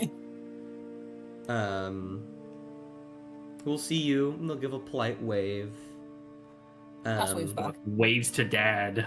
And they'll begin Hi, Dad. to tidy up That the was the horses. character. They'll begin to tidy up the horses, and they'll say, "They've been resting for quite a while now. Chances are we will actually go move in the night, so we have a full day at Newport." I was going to ask you sure you don't need to sleep, and I forgot that you were. You No. know, you. Oh. Yeah, No, nice. I don't need to sleep. By the way, Mop is telling Mop is telling Craggletooth what they think is a funny story. That is actually just horribly tragic. Craigletooth is kind of sitting there, like, trying to laugh at the story beats where Mop is like, And then they beat me with a shoe. unfortunately, Craggletooth would be on board to the point where she realizes that Mop was not hitting back, and then she's gonna be a little bit horrified. I like to think the cast rounded the corner right as soon as Mop laughed and announced it, and then they beat me with a shoe, and they're gonna look to Craggletooth with these wide eyes. Back to Mop. And you hit him back, right? Why would I do that? Cause that's what Mop. That Everything because it's okay? funny. What? Oh, I was just telling a funny story. Craggletooth is examining the floor, trying to like process. Anyways, I made fish soup. Do you need help setting it out? Yes, please. Cass is gonna just nod and like wonder what the fuck the conversation was about and why Craggletooth looks absolutely stunned before they help Mop carry stuff out. Yeah, just like a bunch of fancy. Craggletooth. I think they're gonna head back, and as they pass Craggletooth, they're gonna go, Is everything okay? don't think Mop understands the concept of a play fight. Do you understand the concept of a play fight, Caspian? Please tell me you understand what play fighting is. Absolutely do. Yeah, you beat your friend up. Anyway, I'm gonna go get Amaya, Okay. I'm gonna keep helping Mop. and she'll. I forgot to make the bread. That was so And like... when you say that, you will Oh. actually see the scribe coming out of the kitchen with a few loaves of bread, freshly cooked. What the fuck? Really important. What kind of bread? Yeah, what kind of bread? I'm thinking Sourdough. like French bread. Ah, Ooh. Hell yeah, dude. All right. With a Banger. soup, goaded. Oh god, Yeah, I want that's soup and sour. And when you now. say, I forgot to make the bread, and you smell it and you turn around, he'll like wink at you. how did you? Can you read my mind? No, I can see into the Did you start- future. Okay, Yeah, what am I about to say? I didn't say that. What am I about to say? What am I about to say? Bread. Oh. What? Oh, Oh. I got the first word right. Soup's on. Kovacs just gonna roll his eyes and say, "Yes, no, the scribe cannot read mind. He told me he couldn't read his mind, and couldn't read my mind. But I could Yes, probably you- read your mind, Cobalt. go for it." I used Tasha's mind wit. No. I said, roll the attack. But, I don't have anything. Hang on. let's You see could if learn I- detect thoughts. That'd just be fucking hilarious. you could do Oh, that, yeah. I'm gonna think I'm gonna. Prep Actually, up no, you have it. thought. You have detect have it. thoughts prepped. Cassian has it too. You Actually. can absolutely just do that. I'll use detect thoughts on Kobach then. Do you want to probe? So you get the surface level thoughts. Do you want to try and Yeah, I probe was gonna deeper? say. I want to go deeper. Okay. I think Oh. Kovac will be able to tell, though, isn't that the thing? Oh, Yeah, shit, hang on. Yeah. if you probe deeper, then he can tell someone's peering into his mind. Oh wait, how do I? Fuck. If you probe deeper, the target must make a wisdom saving throw. If it fails, you gain insight into its reason. Okay. You can pull it onto me. Yeah, just drag it There you onto Kovac. Just realized that I'm the worst person that you could have picked. It's- Oh. Because yeah, you have I'm a a plus crazy 7 to my plus. save. But But, you still get the surface level thoughts initially. So Yeah, what is and- Kovac thinking on the surface level? You can't read my mind. You can't read my mind. You can't read my mind. I can read your mind. And then he's gonna sort of just like just roll his eyes, and then he's gonna say, Mop would have gotten along very well with the guild, I think. He's gonna think that at least. Okay. and you'll get that before the spell drops from the saving throw. You just got what killed? And Kovac is still completely not convinced. You know? Let's see, that was a second level spell. I'll just take that off until the next So one. you're about to So take we're a long gonna rest. we're literally gonna long rest after this, yeah. Okay, fine. So Craggletooth, you run out to go grab Amaya. Mm-hmm. She'll pop her head out and look at mine and go, Mop made dinner, Oh, all right. and the scribe made bread, it looks like. What kind of bread? She squints back. She squints over to the bread, pausing for a moment. I don't think she knows. I don't It think she knows. looks like sourdough. Oh, she does know her bread. She knows she Wow. does sourdough. I can't Does believe she know the I can't difference in believe bread? Bubbles metagaming about bread in my Wow. my fucking Listen, it is I actually this is the one type of bread that I think she would know because it's in my headcanon that goblin cuisine is very fermented. And what is Fair enough. sourdough? But fermented. She knows one type of bread. Pretty sour. So you Yeah. do know what kinds of bread there are. There's bread and there's sourdough. Okay, never mind. Are you insinuating to me that there are more types of bread? Yes, there are more types of bread.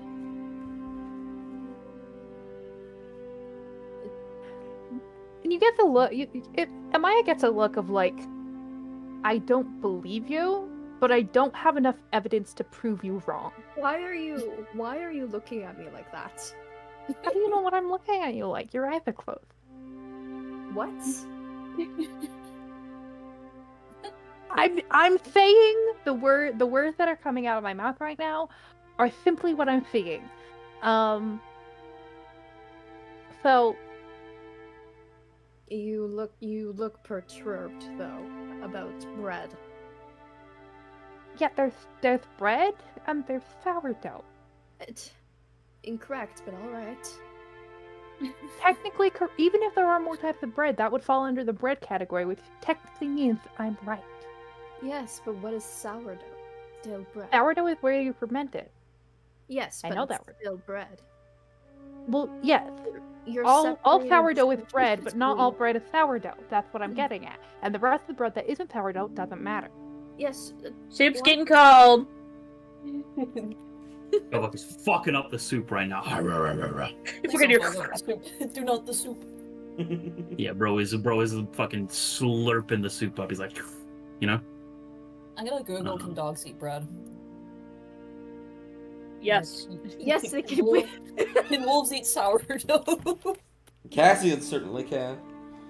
Oh, Cassian's Yeah. absolutely enjoying it. Are you ready Yeah, to I mean, foil as it, long as though? it's like fully Yeah, I baked think, like- sourdough. It's I think chocolate Cass is, bread. Cass is like Huh? absolutely just passing like bits of like like stuff from the soup to Foylan and then bits of like the bread as well. And he does that thing that dogs do when they eat food, where it almost looks like they're like tossing it with their mouth to the top of their mouth. They're like, ha, ha, ha, ha. They're like jerking their head back and forth, trying Yeah. to like eat it. Yeah. I also. Amaya's gonna grab biscuits as well as she comes in. Absolutely. Yeah. It's a full family dinner chat. I can actually Biscuits is a white cat, so okay. Ignore the what's it called? Ignore the name, Oh my god. We'll but say Argyle. because it'll say Argyle, but there's Biscuits. There's two Argyle. Yeah! Yes. Yippee! Kitty. I'm so happy right now. But yeah, you all will sit down and eat your dinner. It is a very good dinner. You make a wonderful stew with some lovely sourdough bread. If you have anything you'd like to discuss amongst yourselves, you can. Otherwise, the scribe will eventually speak up. But I'll leave that to you. How was town? I guess.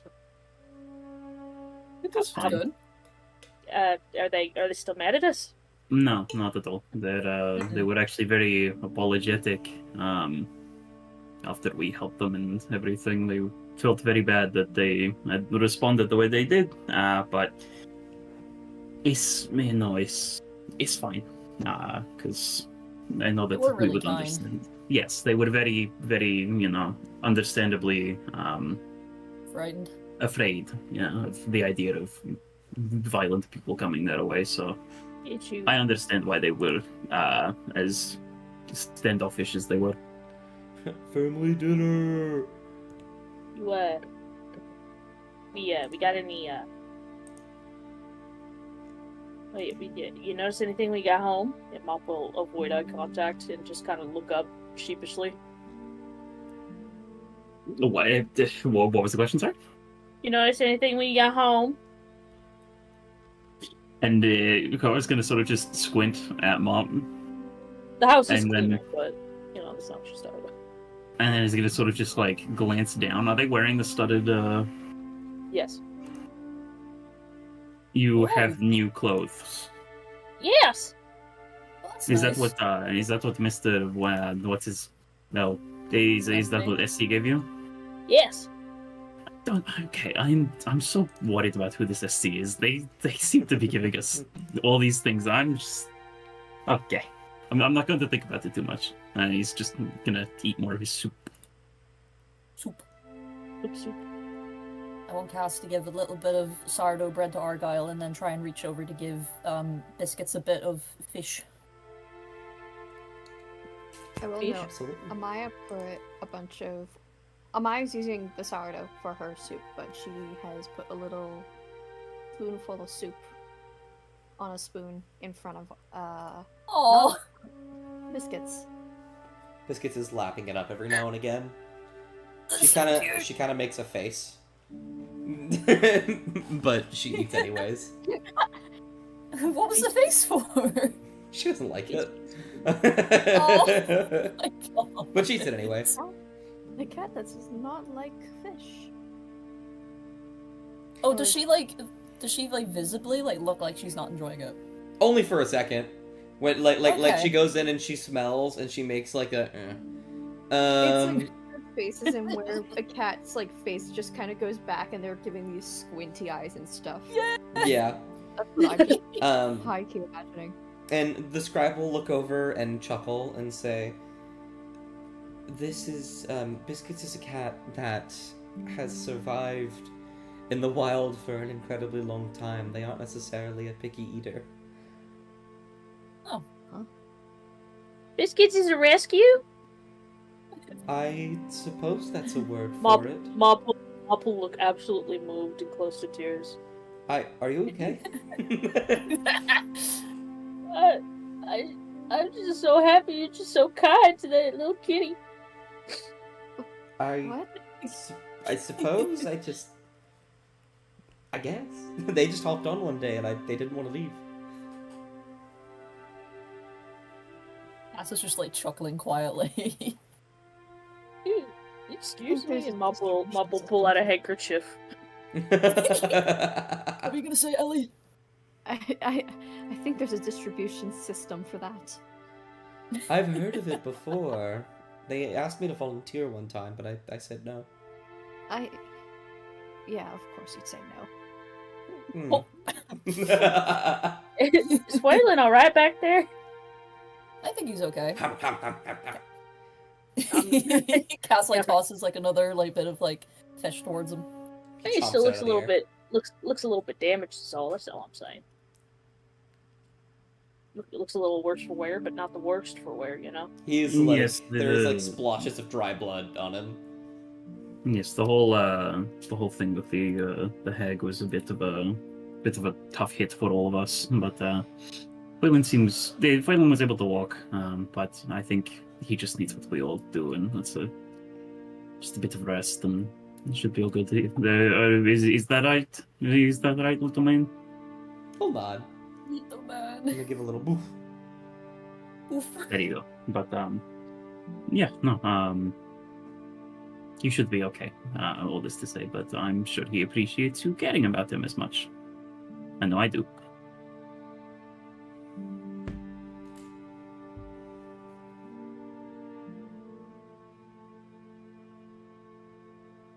Hmm? I'm eating my soup.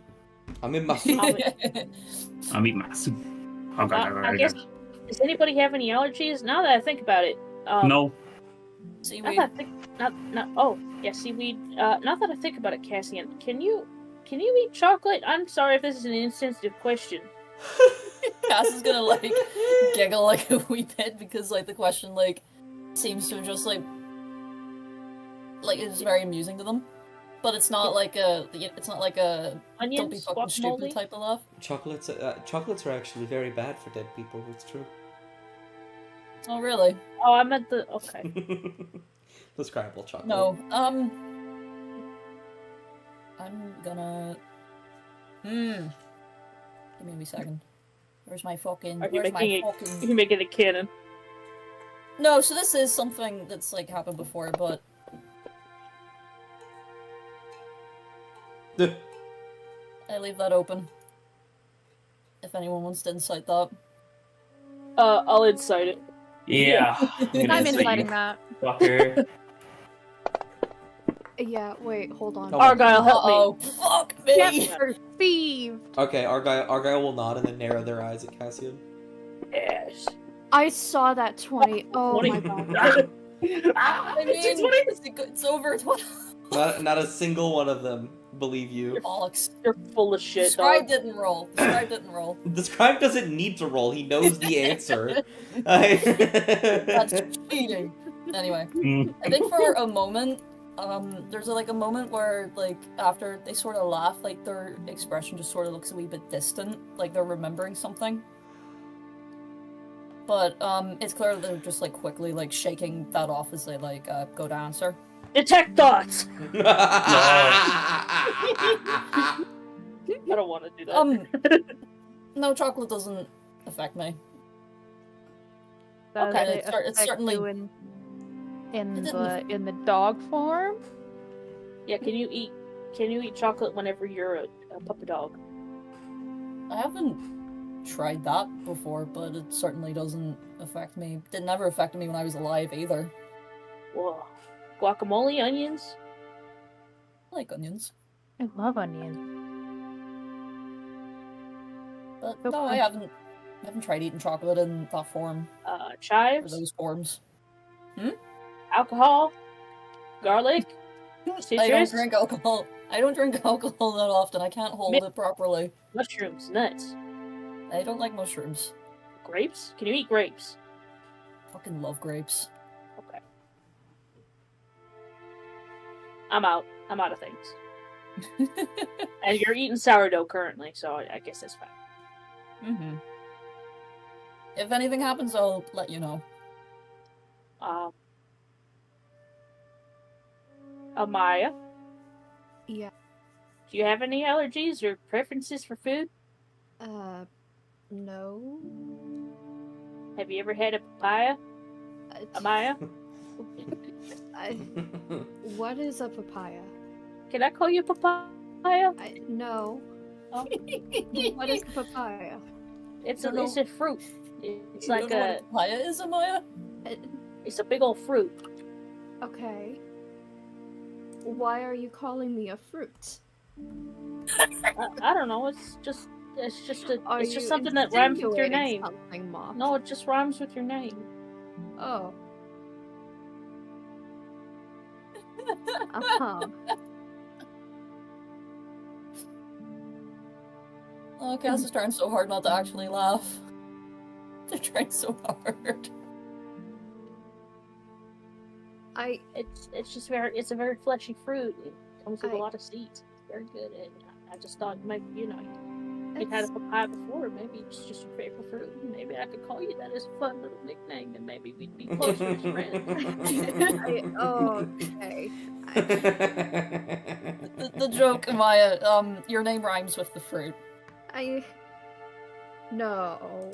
I didn't know that. Really? Do you need to get your hearing checked? Mop is still mumbling. Oh, all right. I just give a fuck. He's eating soup, dude. Scribe will clear his throat. As you all are continuing to eat and bantering and whatnot. And he will say, all right, so after what you had briefly talked about, the plan is to go to Newport, I imagine? Yes. There's little theory we have. A person that came through, we think was Nelra, at least. Matched description. Seemed very disheveled. I know he was disheveled when he left us, but he said, and I'm also remembering that, the giant that we ran into said that he was waiting for a priest of art, and obviously we're no priests of art, but, there's that correlation that we learnt about from Cecilia with art and Nora at least. Or St. Lucinia, I think it was. And then when we got to town, it was mentioned that someone of Nora's look said that we were party on the run that attacked Isle of Art. Described us and everything.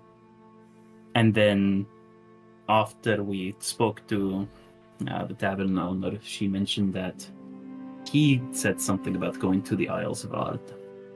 And that's 3 times that it's been mentioned. And been incorrect in each time, obviously, because we've never been to the Isle. The Isle is out on island, correct? Indeed. It is... Oh, what is it? North and southeast from us, our current position. Easiest way to get there is through Newport. And so I'm thinking... Art is he might not be able to say Lunanora, maybe. I don't know. But he pointed out people of Ard coming coming to help the heel giant. He mentioned attacking the Isles of Ard, and then that he was headed to the Isles of Ard. The only thing that connects us and divinity that's related to Ard is Lunanora. Mm-hmm. And so I'm thinking he's doing it intentionally, maybe, to try to point us to a place that we would have quote-unquote attacked, that is Lunanora, and the one that I can think of is the place where most of us here were arrested. He might... I don't know if we mentioned it around him, I don't know if he might have overheard it somewhere, or who knows what, but I'm thinking he might have been going that way. And I think Cassian mentioned that he might actually think that they're headed to the Isle, and so the plan, I think, is for us to go to Newport, to have discussion there, to find out what we can, and find out where Nora went. If he gets on boat, then he goes to Isle. If he heads north across bridge, then he might be circling back to the place we were all arrested from. That's my thoughts, at least. The scribe will think on that, and he'll actually shake his head, and he'll say, I think it's entirely possible that the Forgotten Temples is what he might be referring to, but that is incredibly far away. I can ask you. That would be a 2-month journey. I cast sending. Okay. Yeah. I send it to Nelra. Okay, what do you say? Hey, Nelra. Just for clarification. Isle of Ard? Question mark. Where should we definitely not go? Oh, that's pretty good. Make a deception check. Okay, gotcha. Let's see. Deception, and Argyle will help me. Yeah. Well, no, Argyle cannot help you here. Argyle cannot help you here. Argyle is a figment of my fucking brain. There's no way Argyle can help you in this situation. Alright. That's really good. That's a 19. Oh. Let me roll insight for good old Nelra boy. This motherfucker rolled a nat 1 to stealth. I'm gonna be real upset. Yeah. He does not have a bonus at all to insight. Okay, Uh-oh. so it's just base So, roll. so is it good if he gets a high insight? No, you want low. Okay. 5. That's perfect. Five. Five. You will get back. You must stay clear from the Isle of Ard at all costs. Oh. Or going to the Isle of Ard. Yeah? No, what? Oh, I just messaged him in my brain. Oh. Forget you can do that. I said, where should we definitely not go? And he said, do not go to the Isle of Ard, whatever you do. Okay, so maybe I was thinking a little bit too much then. I overcomplicated. Yes. Yeah. Shit. Well, and then he's gonna shrug. I mean, it's not like I was going to turn caravan around. We probably would have maybe found something in Newport, but at least it helps. Mop will pour him another helping of soup. Oh, Isn't Newport like on the way to the Isle of Ard? It's Scrabble now. the port. It's kind of the port. Would you believe it? Whoa. Got a port once. Yes, we'll have to get to Newport before we can get to the Isles of Ard to begin with. Though, Kovak, you do bring up a good point. The Isles of Ard have been mentioned pretty significantly, and we've now confirmed it through Mott that he wants us to go there. But I don't know why. Is there any danger of us going there? No. Like a trap we could fall into? No. Oh. The Isle of Ard is incredibly safe. I believe they have some prisoners there that I guess could be a nuisance, but I don't think that they would be. They have trials, but unless we're doing that, which I don't see why we would in this current state, we should be fine. I suppose, is there any way that somehow the Isle of Hard. that Isle of Ard There you go. could possibly combat his enchantment? Kind Is of, there You're gonna any say something about cleansing. kind of pause.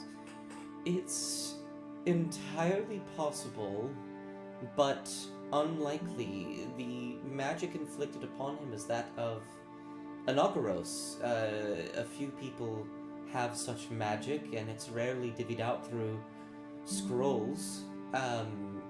Going to Ard wouldn't break those chains. It would only... It actually might do the opposite. Well, Mr. Scribe, when do people's chains break, I guess? Well, for the most part, I've noticed incredibly powerful magic. I mean, dispel magic is incredibly useful for breaking such things, but we would need an incredibly skilled wizard or divine intervention to break something like this. And Mop, you I are suppose. quite skilled, as am I, but even I am not of the caliber to break such a thing. Say if someone were to die, would their chains break? It is entirely possible. It depends on their contract. Contracts like Inauguros's have stipulations. Sometimes it is as simple as you cannot harm me or my allies. Sometimes it is you must obey our every whim. Sometimes it is you have a sentence and you must fulfill that sentence before you are up, meaning theoretically, if one were to die and their sentence was not filled, they would continue until their sentence Yes.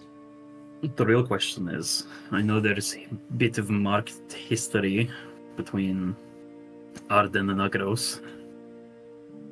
Should we expect anyone friendly to Anagros on the Isles? It's possible. They have a mixed history, one that I am actually not entirely knowledgeable on. That might be something you would have to look into. Now, I don't know for sure.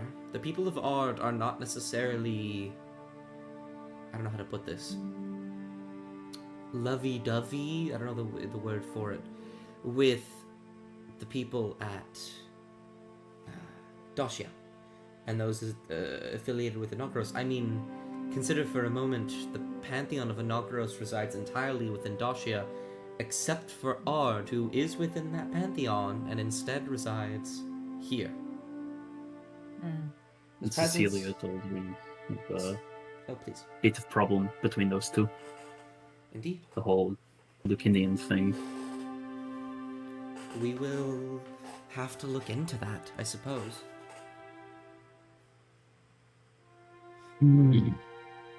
Okay. So we figured out where we're going next then, yeah? I think so, but it is. I mean, I'm trying to figure out what Nora would get out of it. That's the thing. Is. Well, I guess we'll find out. Suppose we'll have to, but Mm-hmm. we'll see.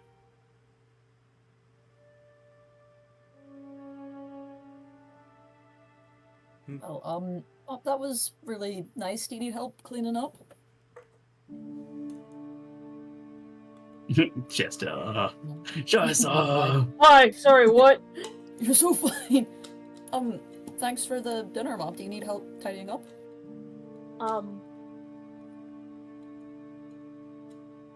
Yes, please. Cass is gonna give a little nod and start lifting up the plates if everyone's finished. Yeah. Okay, fantastic. Kavak drinks the rest of the soup out of the bowl and hands the bowl to Cass. Trevor just I'll- slurps her soup out, but then hands the bowl over. I'll scrub the pots. If you do the dishes, maybe Alright. grab the tooth can do the forks. Forks for soup. The Forks for soup. Forks the for soup? silverware. Yeah. Unless Okay. you put Unless you like put bread on a fork and dipped it into the soup. That'd Hang be on. so Let me just very quickly. Let me just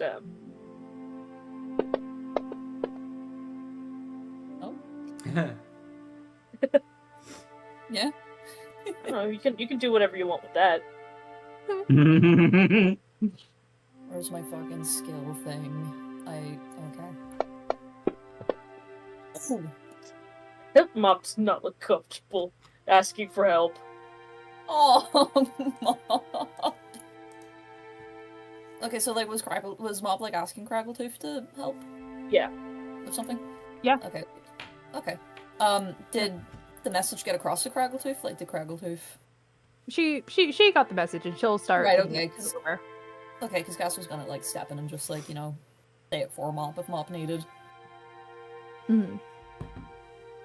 Mop will finish their soup. Good soup. God, I fucking want soup now. I Help. can't have soup. Why can't you have soup? Makes me vomit. Texture. Oh. Oh. Ah. That's so That's fair. completely fair. It's like acid, dude. It's like If- acid reflux. If it's just liquid, oh man, that shit's gonna be so tasty. If there is Oh, any it's amount of smooth soup. solids in there, nah man. Not even No, soup? no, I fucking hate soup that has like any like other texture other than it just being full on smooth. Nah If man, it- it needs to be liquid. I will vomit if it's not. I don't like warm drink. Anyway, fucking lack of love, fellas. Yeah. Where The we talk about the way we eat food. you will clean up. You will get everything prepared for the night, and eventually all of you will go to bed. In the night, the scribe will begin to set off towards Newport. Is there anything any of you wanted to do here in the caravan before you get to Newport? Or do you just go to bed and get ready for the next day? Over at LA.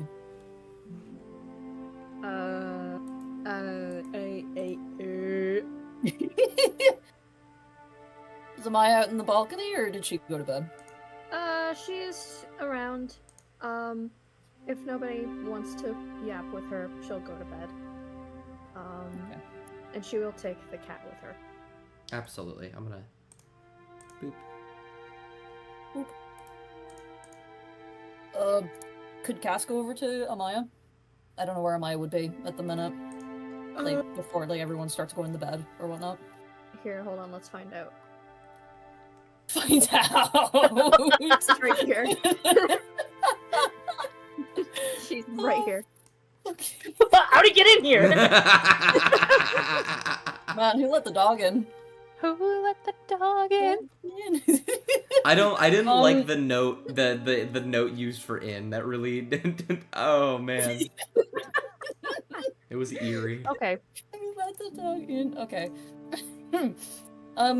I think like after Cass is like finished like cleaning up and stuff, they're gonna like walk out this way, see Amaya, and then they're gonna like hesitate for a moment, but they're gonna like walk over. Just to like check in. She has Kibby. She's Um, Gibby! She probably, right now, I put her on the rug. I don't know why. I just kind of like threw her around the caravan until I stopped. She probably has one hand underneath the rug, and she's doing that thing, you know, that you kind of just like move your fingers around and try to like, I don't know, play with the kibby. Get See the if, Gibby to like pounce. Yeah. She's seeing if Biscuits will react or if Biscuits just doesn't care. Make an animal handling check. Where is that? There we go. Unfortunately, she don't give a shit. Okay. She's like rolling into the blanket. Yeah, I was gonna say you kind of flick your fingers a bit and like scratch the carpet to try and get her attention, and she sees it and she stares at it for a second, and then she just fully starts rolling around. Amaya was so excited to play with this cat, and then she just sees that Biscuits just doesn't give a shit, and then she just goes back to neutral, resting bitch face. And eventually she just like, you know, she just gives up and just sits down beside the cat. She is purring quite a lot. Okay. Well, at least Biscuits is not trying to claw her eye out. No. Hey, Amaya, you doing alright? Yes, I'm doing quite fine. Cool. I wanted to talk to you if that's okay. Yeah, sure, you don't. What is it? And she's gonna sit up a bit, and she's gonna drink Biscuits with her. So just kind of nods her head and just says like, yeah, go on. Earlier when you were talking about, the caravan and stuff like that you were kind of like sick of, sitting inside it. Yes. That's partially because it smells horrible, and I think it's because Craggletooth's clothes are finally clean. What kind of... She's constantly rolling around in dirt and stuff. Why the fuck does she have white gloves? I'm gonna be honest, I don't even know if she knew that she had white gloves. That seems like her. Mm-hmm. But yeah, Yes. Oh, sorry, go on. Nope, go on. I think Cass is gonna just wring our hands together a little bit. Do you mind if I show you something I figured out a wee while ago? Yes. Why? It was... I haven't really told anyone about it, but I feel like you might benefit from it. Okay. She doesn't fully trust you. Yeah, oh yeah. She's giving you this look of like, this guy's gonna mug me. Why would they mug you? Why would they mug you? She's... You see, I would understand it if it was Craggletooth. Yeah, that's fair. Yeah. However, Cassian could very easily be influenced by Craggletooth. Potentially. I'm annoyed that you're right. I'm annoyed that you're correct. But no, you're just gonna walk out to the balcony. Door's open, right? Door is open. We're about to find out. And they're gonna gesture for her to follow. They are going to mug someone. She's gonna peek her head out. Okay. DM. Do I have to roll anything to get Cassian onto the roof? No. No? No. Okay. I think Cass is gonna stand there for a wee moment, they're looking around, and then they just jump up at something, pull themselves up onto the roof, and then they're gone. So they're on the roof, but then they're peering down over it to look down at Amaya. To see if Amaya walks out. She's just giving you a look. Again, her expression is even more weirded out than before. Like, oh great. They're not only are going to mug me, but they also climb on walls too. Does she say that out loud, or is she just still looking at them? She's looking at them. She's kind of grumbling underneath her breath. If you want to roll to see if Cassian could hear it, go ahead. I do for the shits and giggles. What do I roll for that? Perception? Okay. Damn it. Okay. Nope. You might... I don't think you can take Biscuits up here. Do you want to put them down for a wee second? And they're gonna lean down a wee bit and offer their hand to her. If she wants help getting up, but she probably could also get up herself. You sound horribly suspicious. I do? First you go in the middle of the night when people are starting to go to bed. You come up to me and you say, "Hi, Amaya, can I take you somewhere?" You go to the back of the balcony and where there's nothing at all to go. Then you start climbing the wall and tell me, "Oh, leave the cats behind. And follow me." They're gonna stare at her for a moment, and then it's the gears are turning, they're processing that, yeah, it does sound fucking weird, and then they're just gonna give this sheepish grin. Yeah, that's okay when you put it like that, but I know my word means nothing, but I promise I'm not gonna do anything. I just want to show you something. Oh, doubt it. If you ever do try to push me off a roof, I'm going to kick you. Why would I push you off the roof? Context clues, Cassian. You're getting somebody away from the rest of the group, and then you tell them, "Here, let's go to this roof," and you can't bring the cat. I mean, you can try and take Biscuits up with you if you can No, hold I'm on not to her. going to bring the cat with me. Right, okay.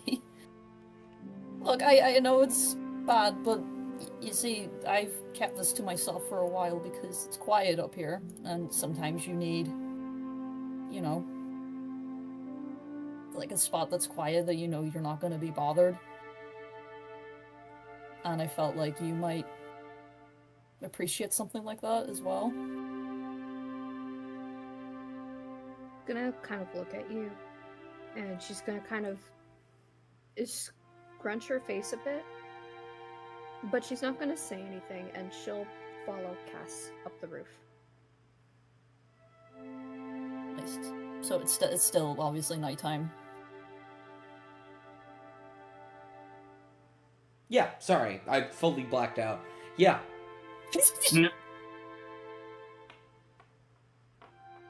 They're gonna like help Amaya up if she wants them to, but whenever they're both up on the roof, they're gonna just like step out a little bit, and then they're sort of gonna just like gesture a wee bit. Oh, Does Cassian offer their hand to her? yes. She's gonna smack it away. I think for a moment they're gonna like flinch back, and then they're gonna like glance between her and Biscuits. And they don't say it out loud, but there's definitely like a moment of like, okay, yeah, I can see why she likes cats so much, and then they're gonna just like step back and wait for her to climb up. Yep, she's on the roof. Okay. In that case. I'd imagine that the view up on the roof is like a lot better than the balcony. Yeah, you are. The caravan is a very large structure, so you are above some of the trees. You could see the mountains in the distance that surround Sadal, the ocean to the east and the south. Yeah. And the entire sky. Yeah!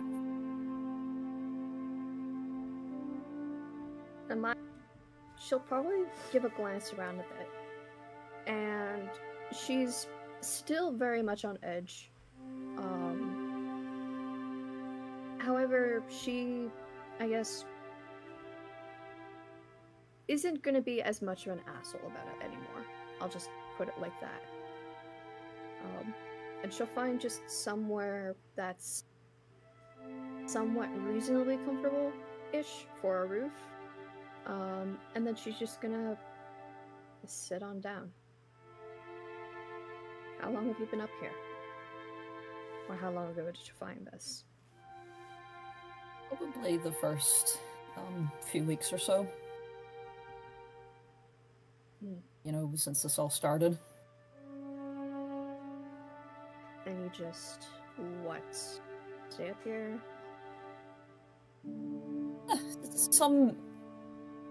Sometimes I go for runs around the forest at night when everyone's asleep, and sometimes I come up here just so I can keep an eye on things, I guess.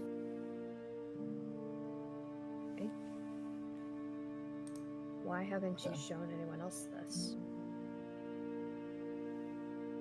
They're gonna, like, pause for a moment, and they're gonna, like, look off. I'm assuming, like, towards where the ocean is. Mm-hmm.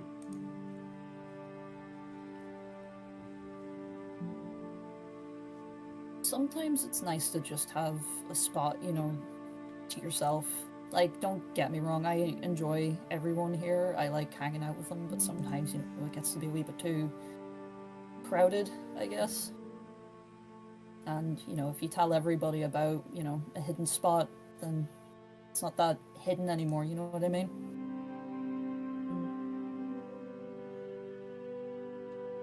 Maya will just kind of nod a bit.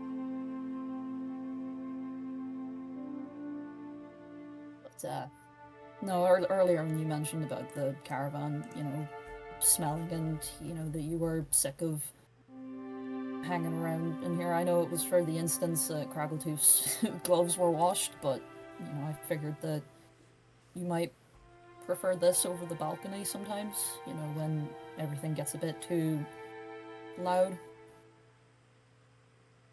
Plus the view's nice. And Maya will look out, and then she'll just kind of nod at... Then why not show... that's kind of... you already answered that. Why not show this spot then to one of the others on the caravan? You and Kovak always seem to be buddy-buddy. They're gonna, pause for a moment, they're seemingly thinking. They're still standing over where they first pulled Amaya up, to sort of, give her space. And their hands are, held behind their back as they're just thinking. I don't want to talk about it too much because, it's still recent, but after, what's happened, it is our fault that everything that you've worked towards is the way it is currently, and I do genuinely feel terrible for that, and I guess this is partly me kind of trying to apologize for it, and I know that apologizing isn't going to fix anything, but I just want, Oh, so this is charity. No. And Amaya is... She's gonna look down and she's gonna hold out the gift of what Mr. SC gave her. This little amulet with gold chain, and that kind of looks like has this sort of gold star on it, like a little gold light. And she's just gonna rub her thumb against the groves of the engraving. And she's gonna kind of scrunch her face a bit. The reason why I do these things as a priest of Nagros, for a good reason. I have my loyalties and I have my faith just as much as you guys do. You worship a god that is dying in the sky, and I worship a god that will never die. We both have our own differences. And in a way, you are right. I gave you guys a chance, and I paid the price for it. But I don't want you to mistake that for something that will never change or revert. I'm not done yet, and I know I won't be done. This is only just a minor test that I know the temple is going to put me under. Just like this whole caravan is.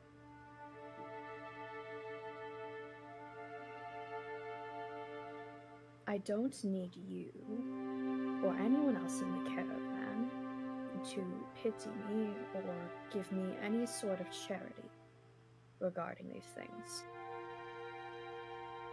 I don't need to be chastised for something like this. Do you hear me, Cassian? Yeah, I'm not... Yeah.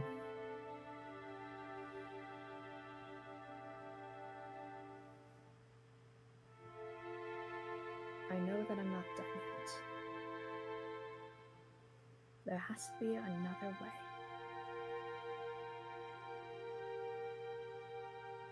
However, she's gonna kind of sit up a bit. I'm not going to go around and be ungrateful for, I guess, showing me a roof, I suppose.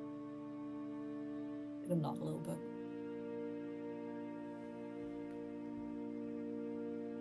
The quiet is nice. I do appreciate that.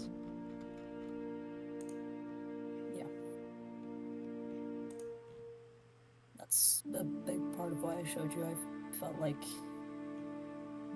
you know, you might appreciate a quieter spot than the balcony.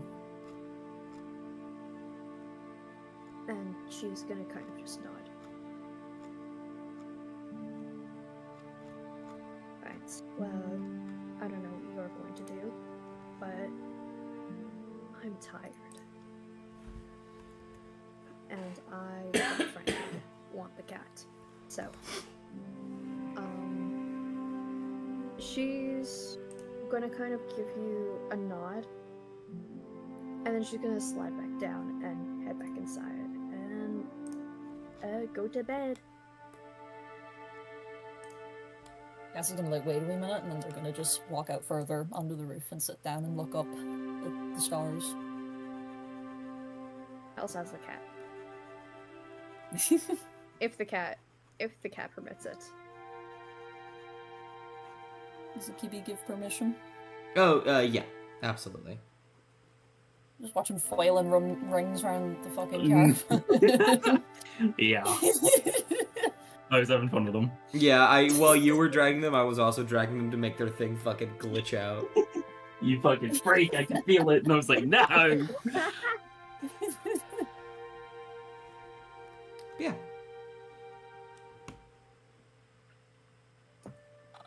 And I think with that, as you begin to drift off into bed, many of you will go about the rest of your nightly routines. Oh, I see. One of you is over here. We will do this first. Oh, What is this? Were you all done, Cassian? Oh yeah. Gotcha. We will briefly move over to Kovac. Kovac. He's found himself a little bit of a refuge in here again. He's set the shield just next to the door there, just kind of out of the way. But yeah, he's not quite sure how to position himself initially. But he sort of tries to remember way back when what Persisting used to do. And so he kneels down, sort of just like sits back on his heels a bit. It feels a little uncomfortable for the first few moments. He kind of shifts around. It's probably the armor, or maybe that he's just not used to it, or a collection. It's anyone's guess. But he's gonna take off his gauntlets and set them off to the side, and clasp his hands together in front of him. Bow his head a little, close his eyes, and there's a brief little moment, a brief little pause, before he starts to speak. Says, I don't know how these things go. I've never really, never quite knew how to be religious, but, you've bestowed me with power that I know this amulet channels. It helps as if it knows what I need, what I want. It guides my subconscious, and it helps to keep me and those around me alive. My hands, they have the capacity to hurt as they always have, but they can also heal. I've seen that, and I know that to be a fact. He takes another little bit of a pause as he thinks about, his next two words in particular, because It's weird. He's never quite done it, but it feels right because he knows the scribe's done it. But he continues. My lady, this power, I don't quite know how to use it at will. I know it works with my instincts, and that is enough. But I think I know why you gave me this power. You hurt me when I'd sworn my revenge on Krieg, on Dermin, Krok, and Toplav. You hurt my anger. You gave me the tools to help me channel that anger, that rage, to take out those sons of bitches. He stops for a moment. Sorry for my language, but you know of my anger. I know you saw it when I'd bashed Krieg's head in. You could feel the moonlight watching. You did not judge me. You did not turn away from me in the moment of such violence. And for that, and for the gift you have given me, I am very thankful. My lady. It still feels horribly weird to call her that. He's never really called anyone that. But he continues. He pushes on. He's got a few other thoughts to get out there. The scribe believes that you are angry. Angry for reasons like my own, that a follower of yours, a sweet, kind and gentle soul, was cut down, and neither of us could do anything to stop it. That day we both lost. You lost a devotee, a woman I knew I had love aplenty for you and your teachings. A shining lunar light in the darkness. And I don't really need to say it. I lost a woman whose kind heart warmed everyone around her, and in her absence, all I can feel is cold and empty. And the only thing that fills that emptiness is rage. He feels a bit of a stinging at his eyes. He doesn't move his clasped hands at all. He doesn't wipe his eyes. And just as I set out to avenge my lost party, the party of the past, I set out today to avenge my current party. Mop, Cassian, Crackletooth, the scribe. He pauses again. Even the Maya, because I know deep down it is not her fault that she is how she is. All of whom have been and are being persecuted by Josiah. His eyes open. He looks up to the, I'm assuming, still cloth-covered statuette. He takes a deep breath. Even if it must be the last thing that I do in my life, before my body gives out, my lady, I will see Josiah dead before he can stop us from saving you. I will see him dead for the horrific fate he has subjugated us to, and for the way he treats us. And he kind of just lets that hang for a bit. He doesn't know what else he inherently could say, should say. As I said, for a little more. Holds the silence. Roll me a d100. Ah! Whoo! Okay. First things first. Gain 3 concordance. Yeah, alright, let me go up my notes real quick. What's concordance? You can beseech the gods for help, and then you add your concordance to a D100 roll. Yeah. It's like you remember the pedestals we used with the, Yeah. Yeah. Okay. And in the silence, you feel behind you the door that you were certain you locked creak open a little bit. When you look, you don't see anybody there. You get the impression that an answer is waiting for you. A response. But not here. He's going to sort of peer back, open his eyes. again. Look to the door and he's going to quickly collect his gauntlets, strap them back, pick up the shield, and get up, and he's going to step out. Mhm. There we go. When you step out and look around, look to your left, and you can see shafts of moonlight shining in from this window into this room.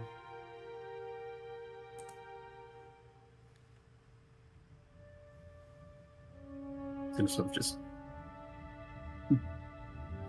see it sort of just emanate that way, as if it's pointing almost. It's gonna sort of stop here for a moment, glance out at the window, and then back here. It's going to be a bit more softer footed with his steps, as he just peeks his head in. And you see your bed.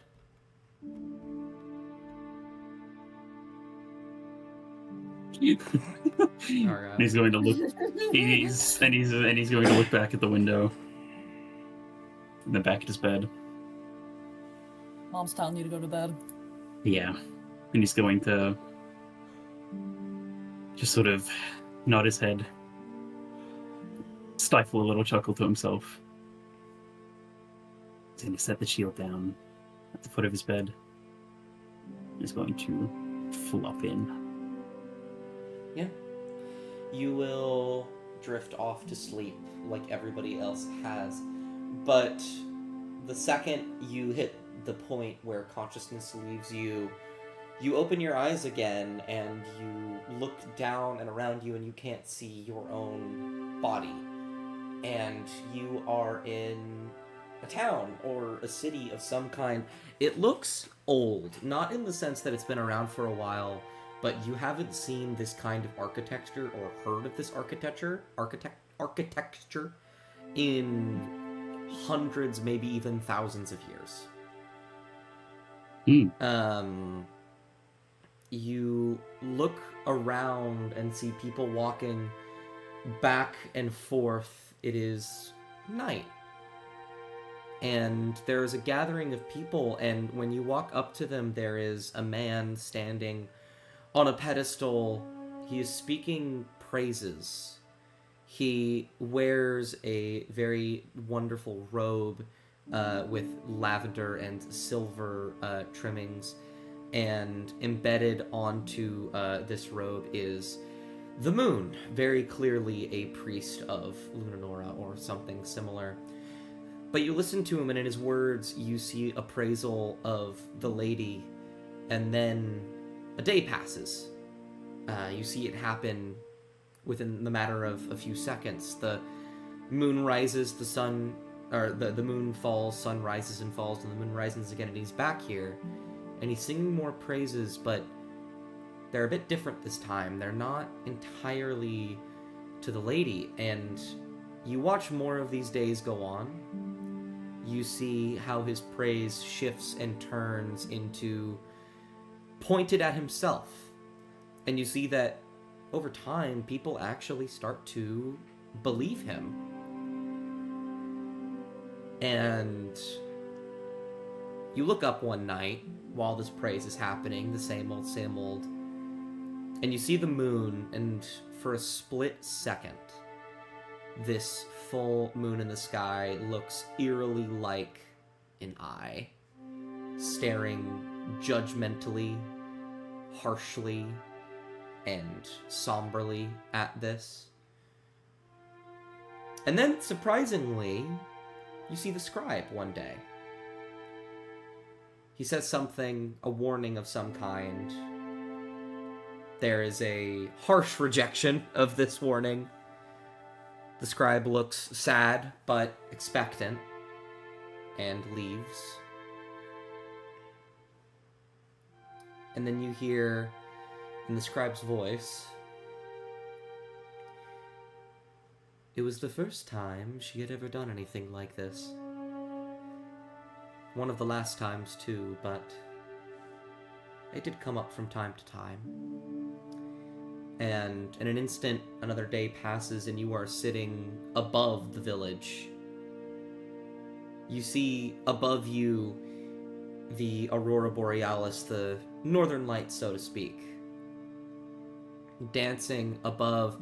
And normally they bring about a beauty unbeknownst to anyone, but now they seem terrifying. They are large and all-encompassing, almost larger than they should be.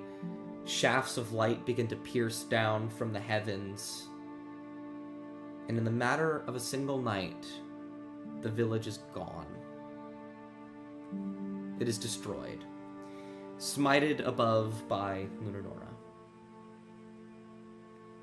And you hear the scribe say, "She was the angriest I've ever seen her that night. I remember the fury in her tone, the anger she felt when she had to smite down an entire village that refused to listen to her for even a moment. But you'll look back up and see there are more stars than the night before. They're more visible. The Aurora Borealis is still there, but it's moved back. It's calmed down. I've also never seen her so sad.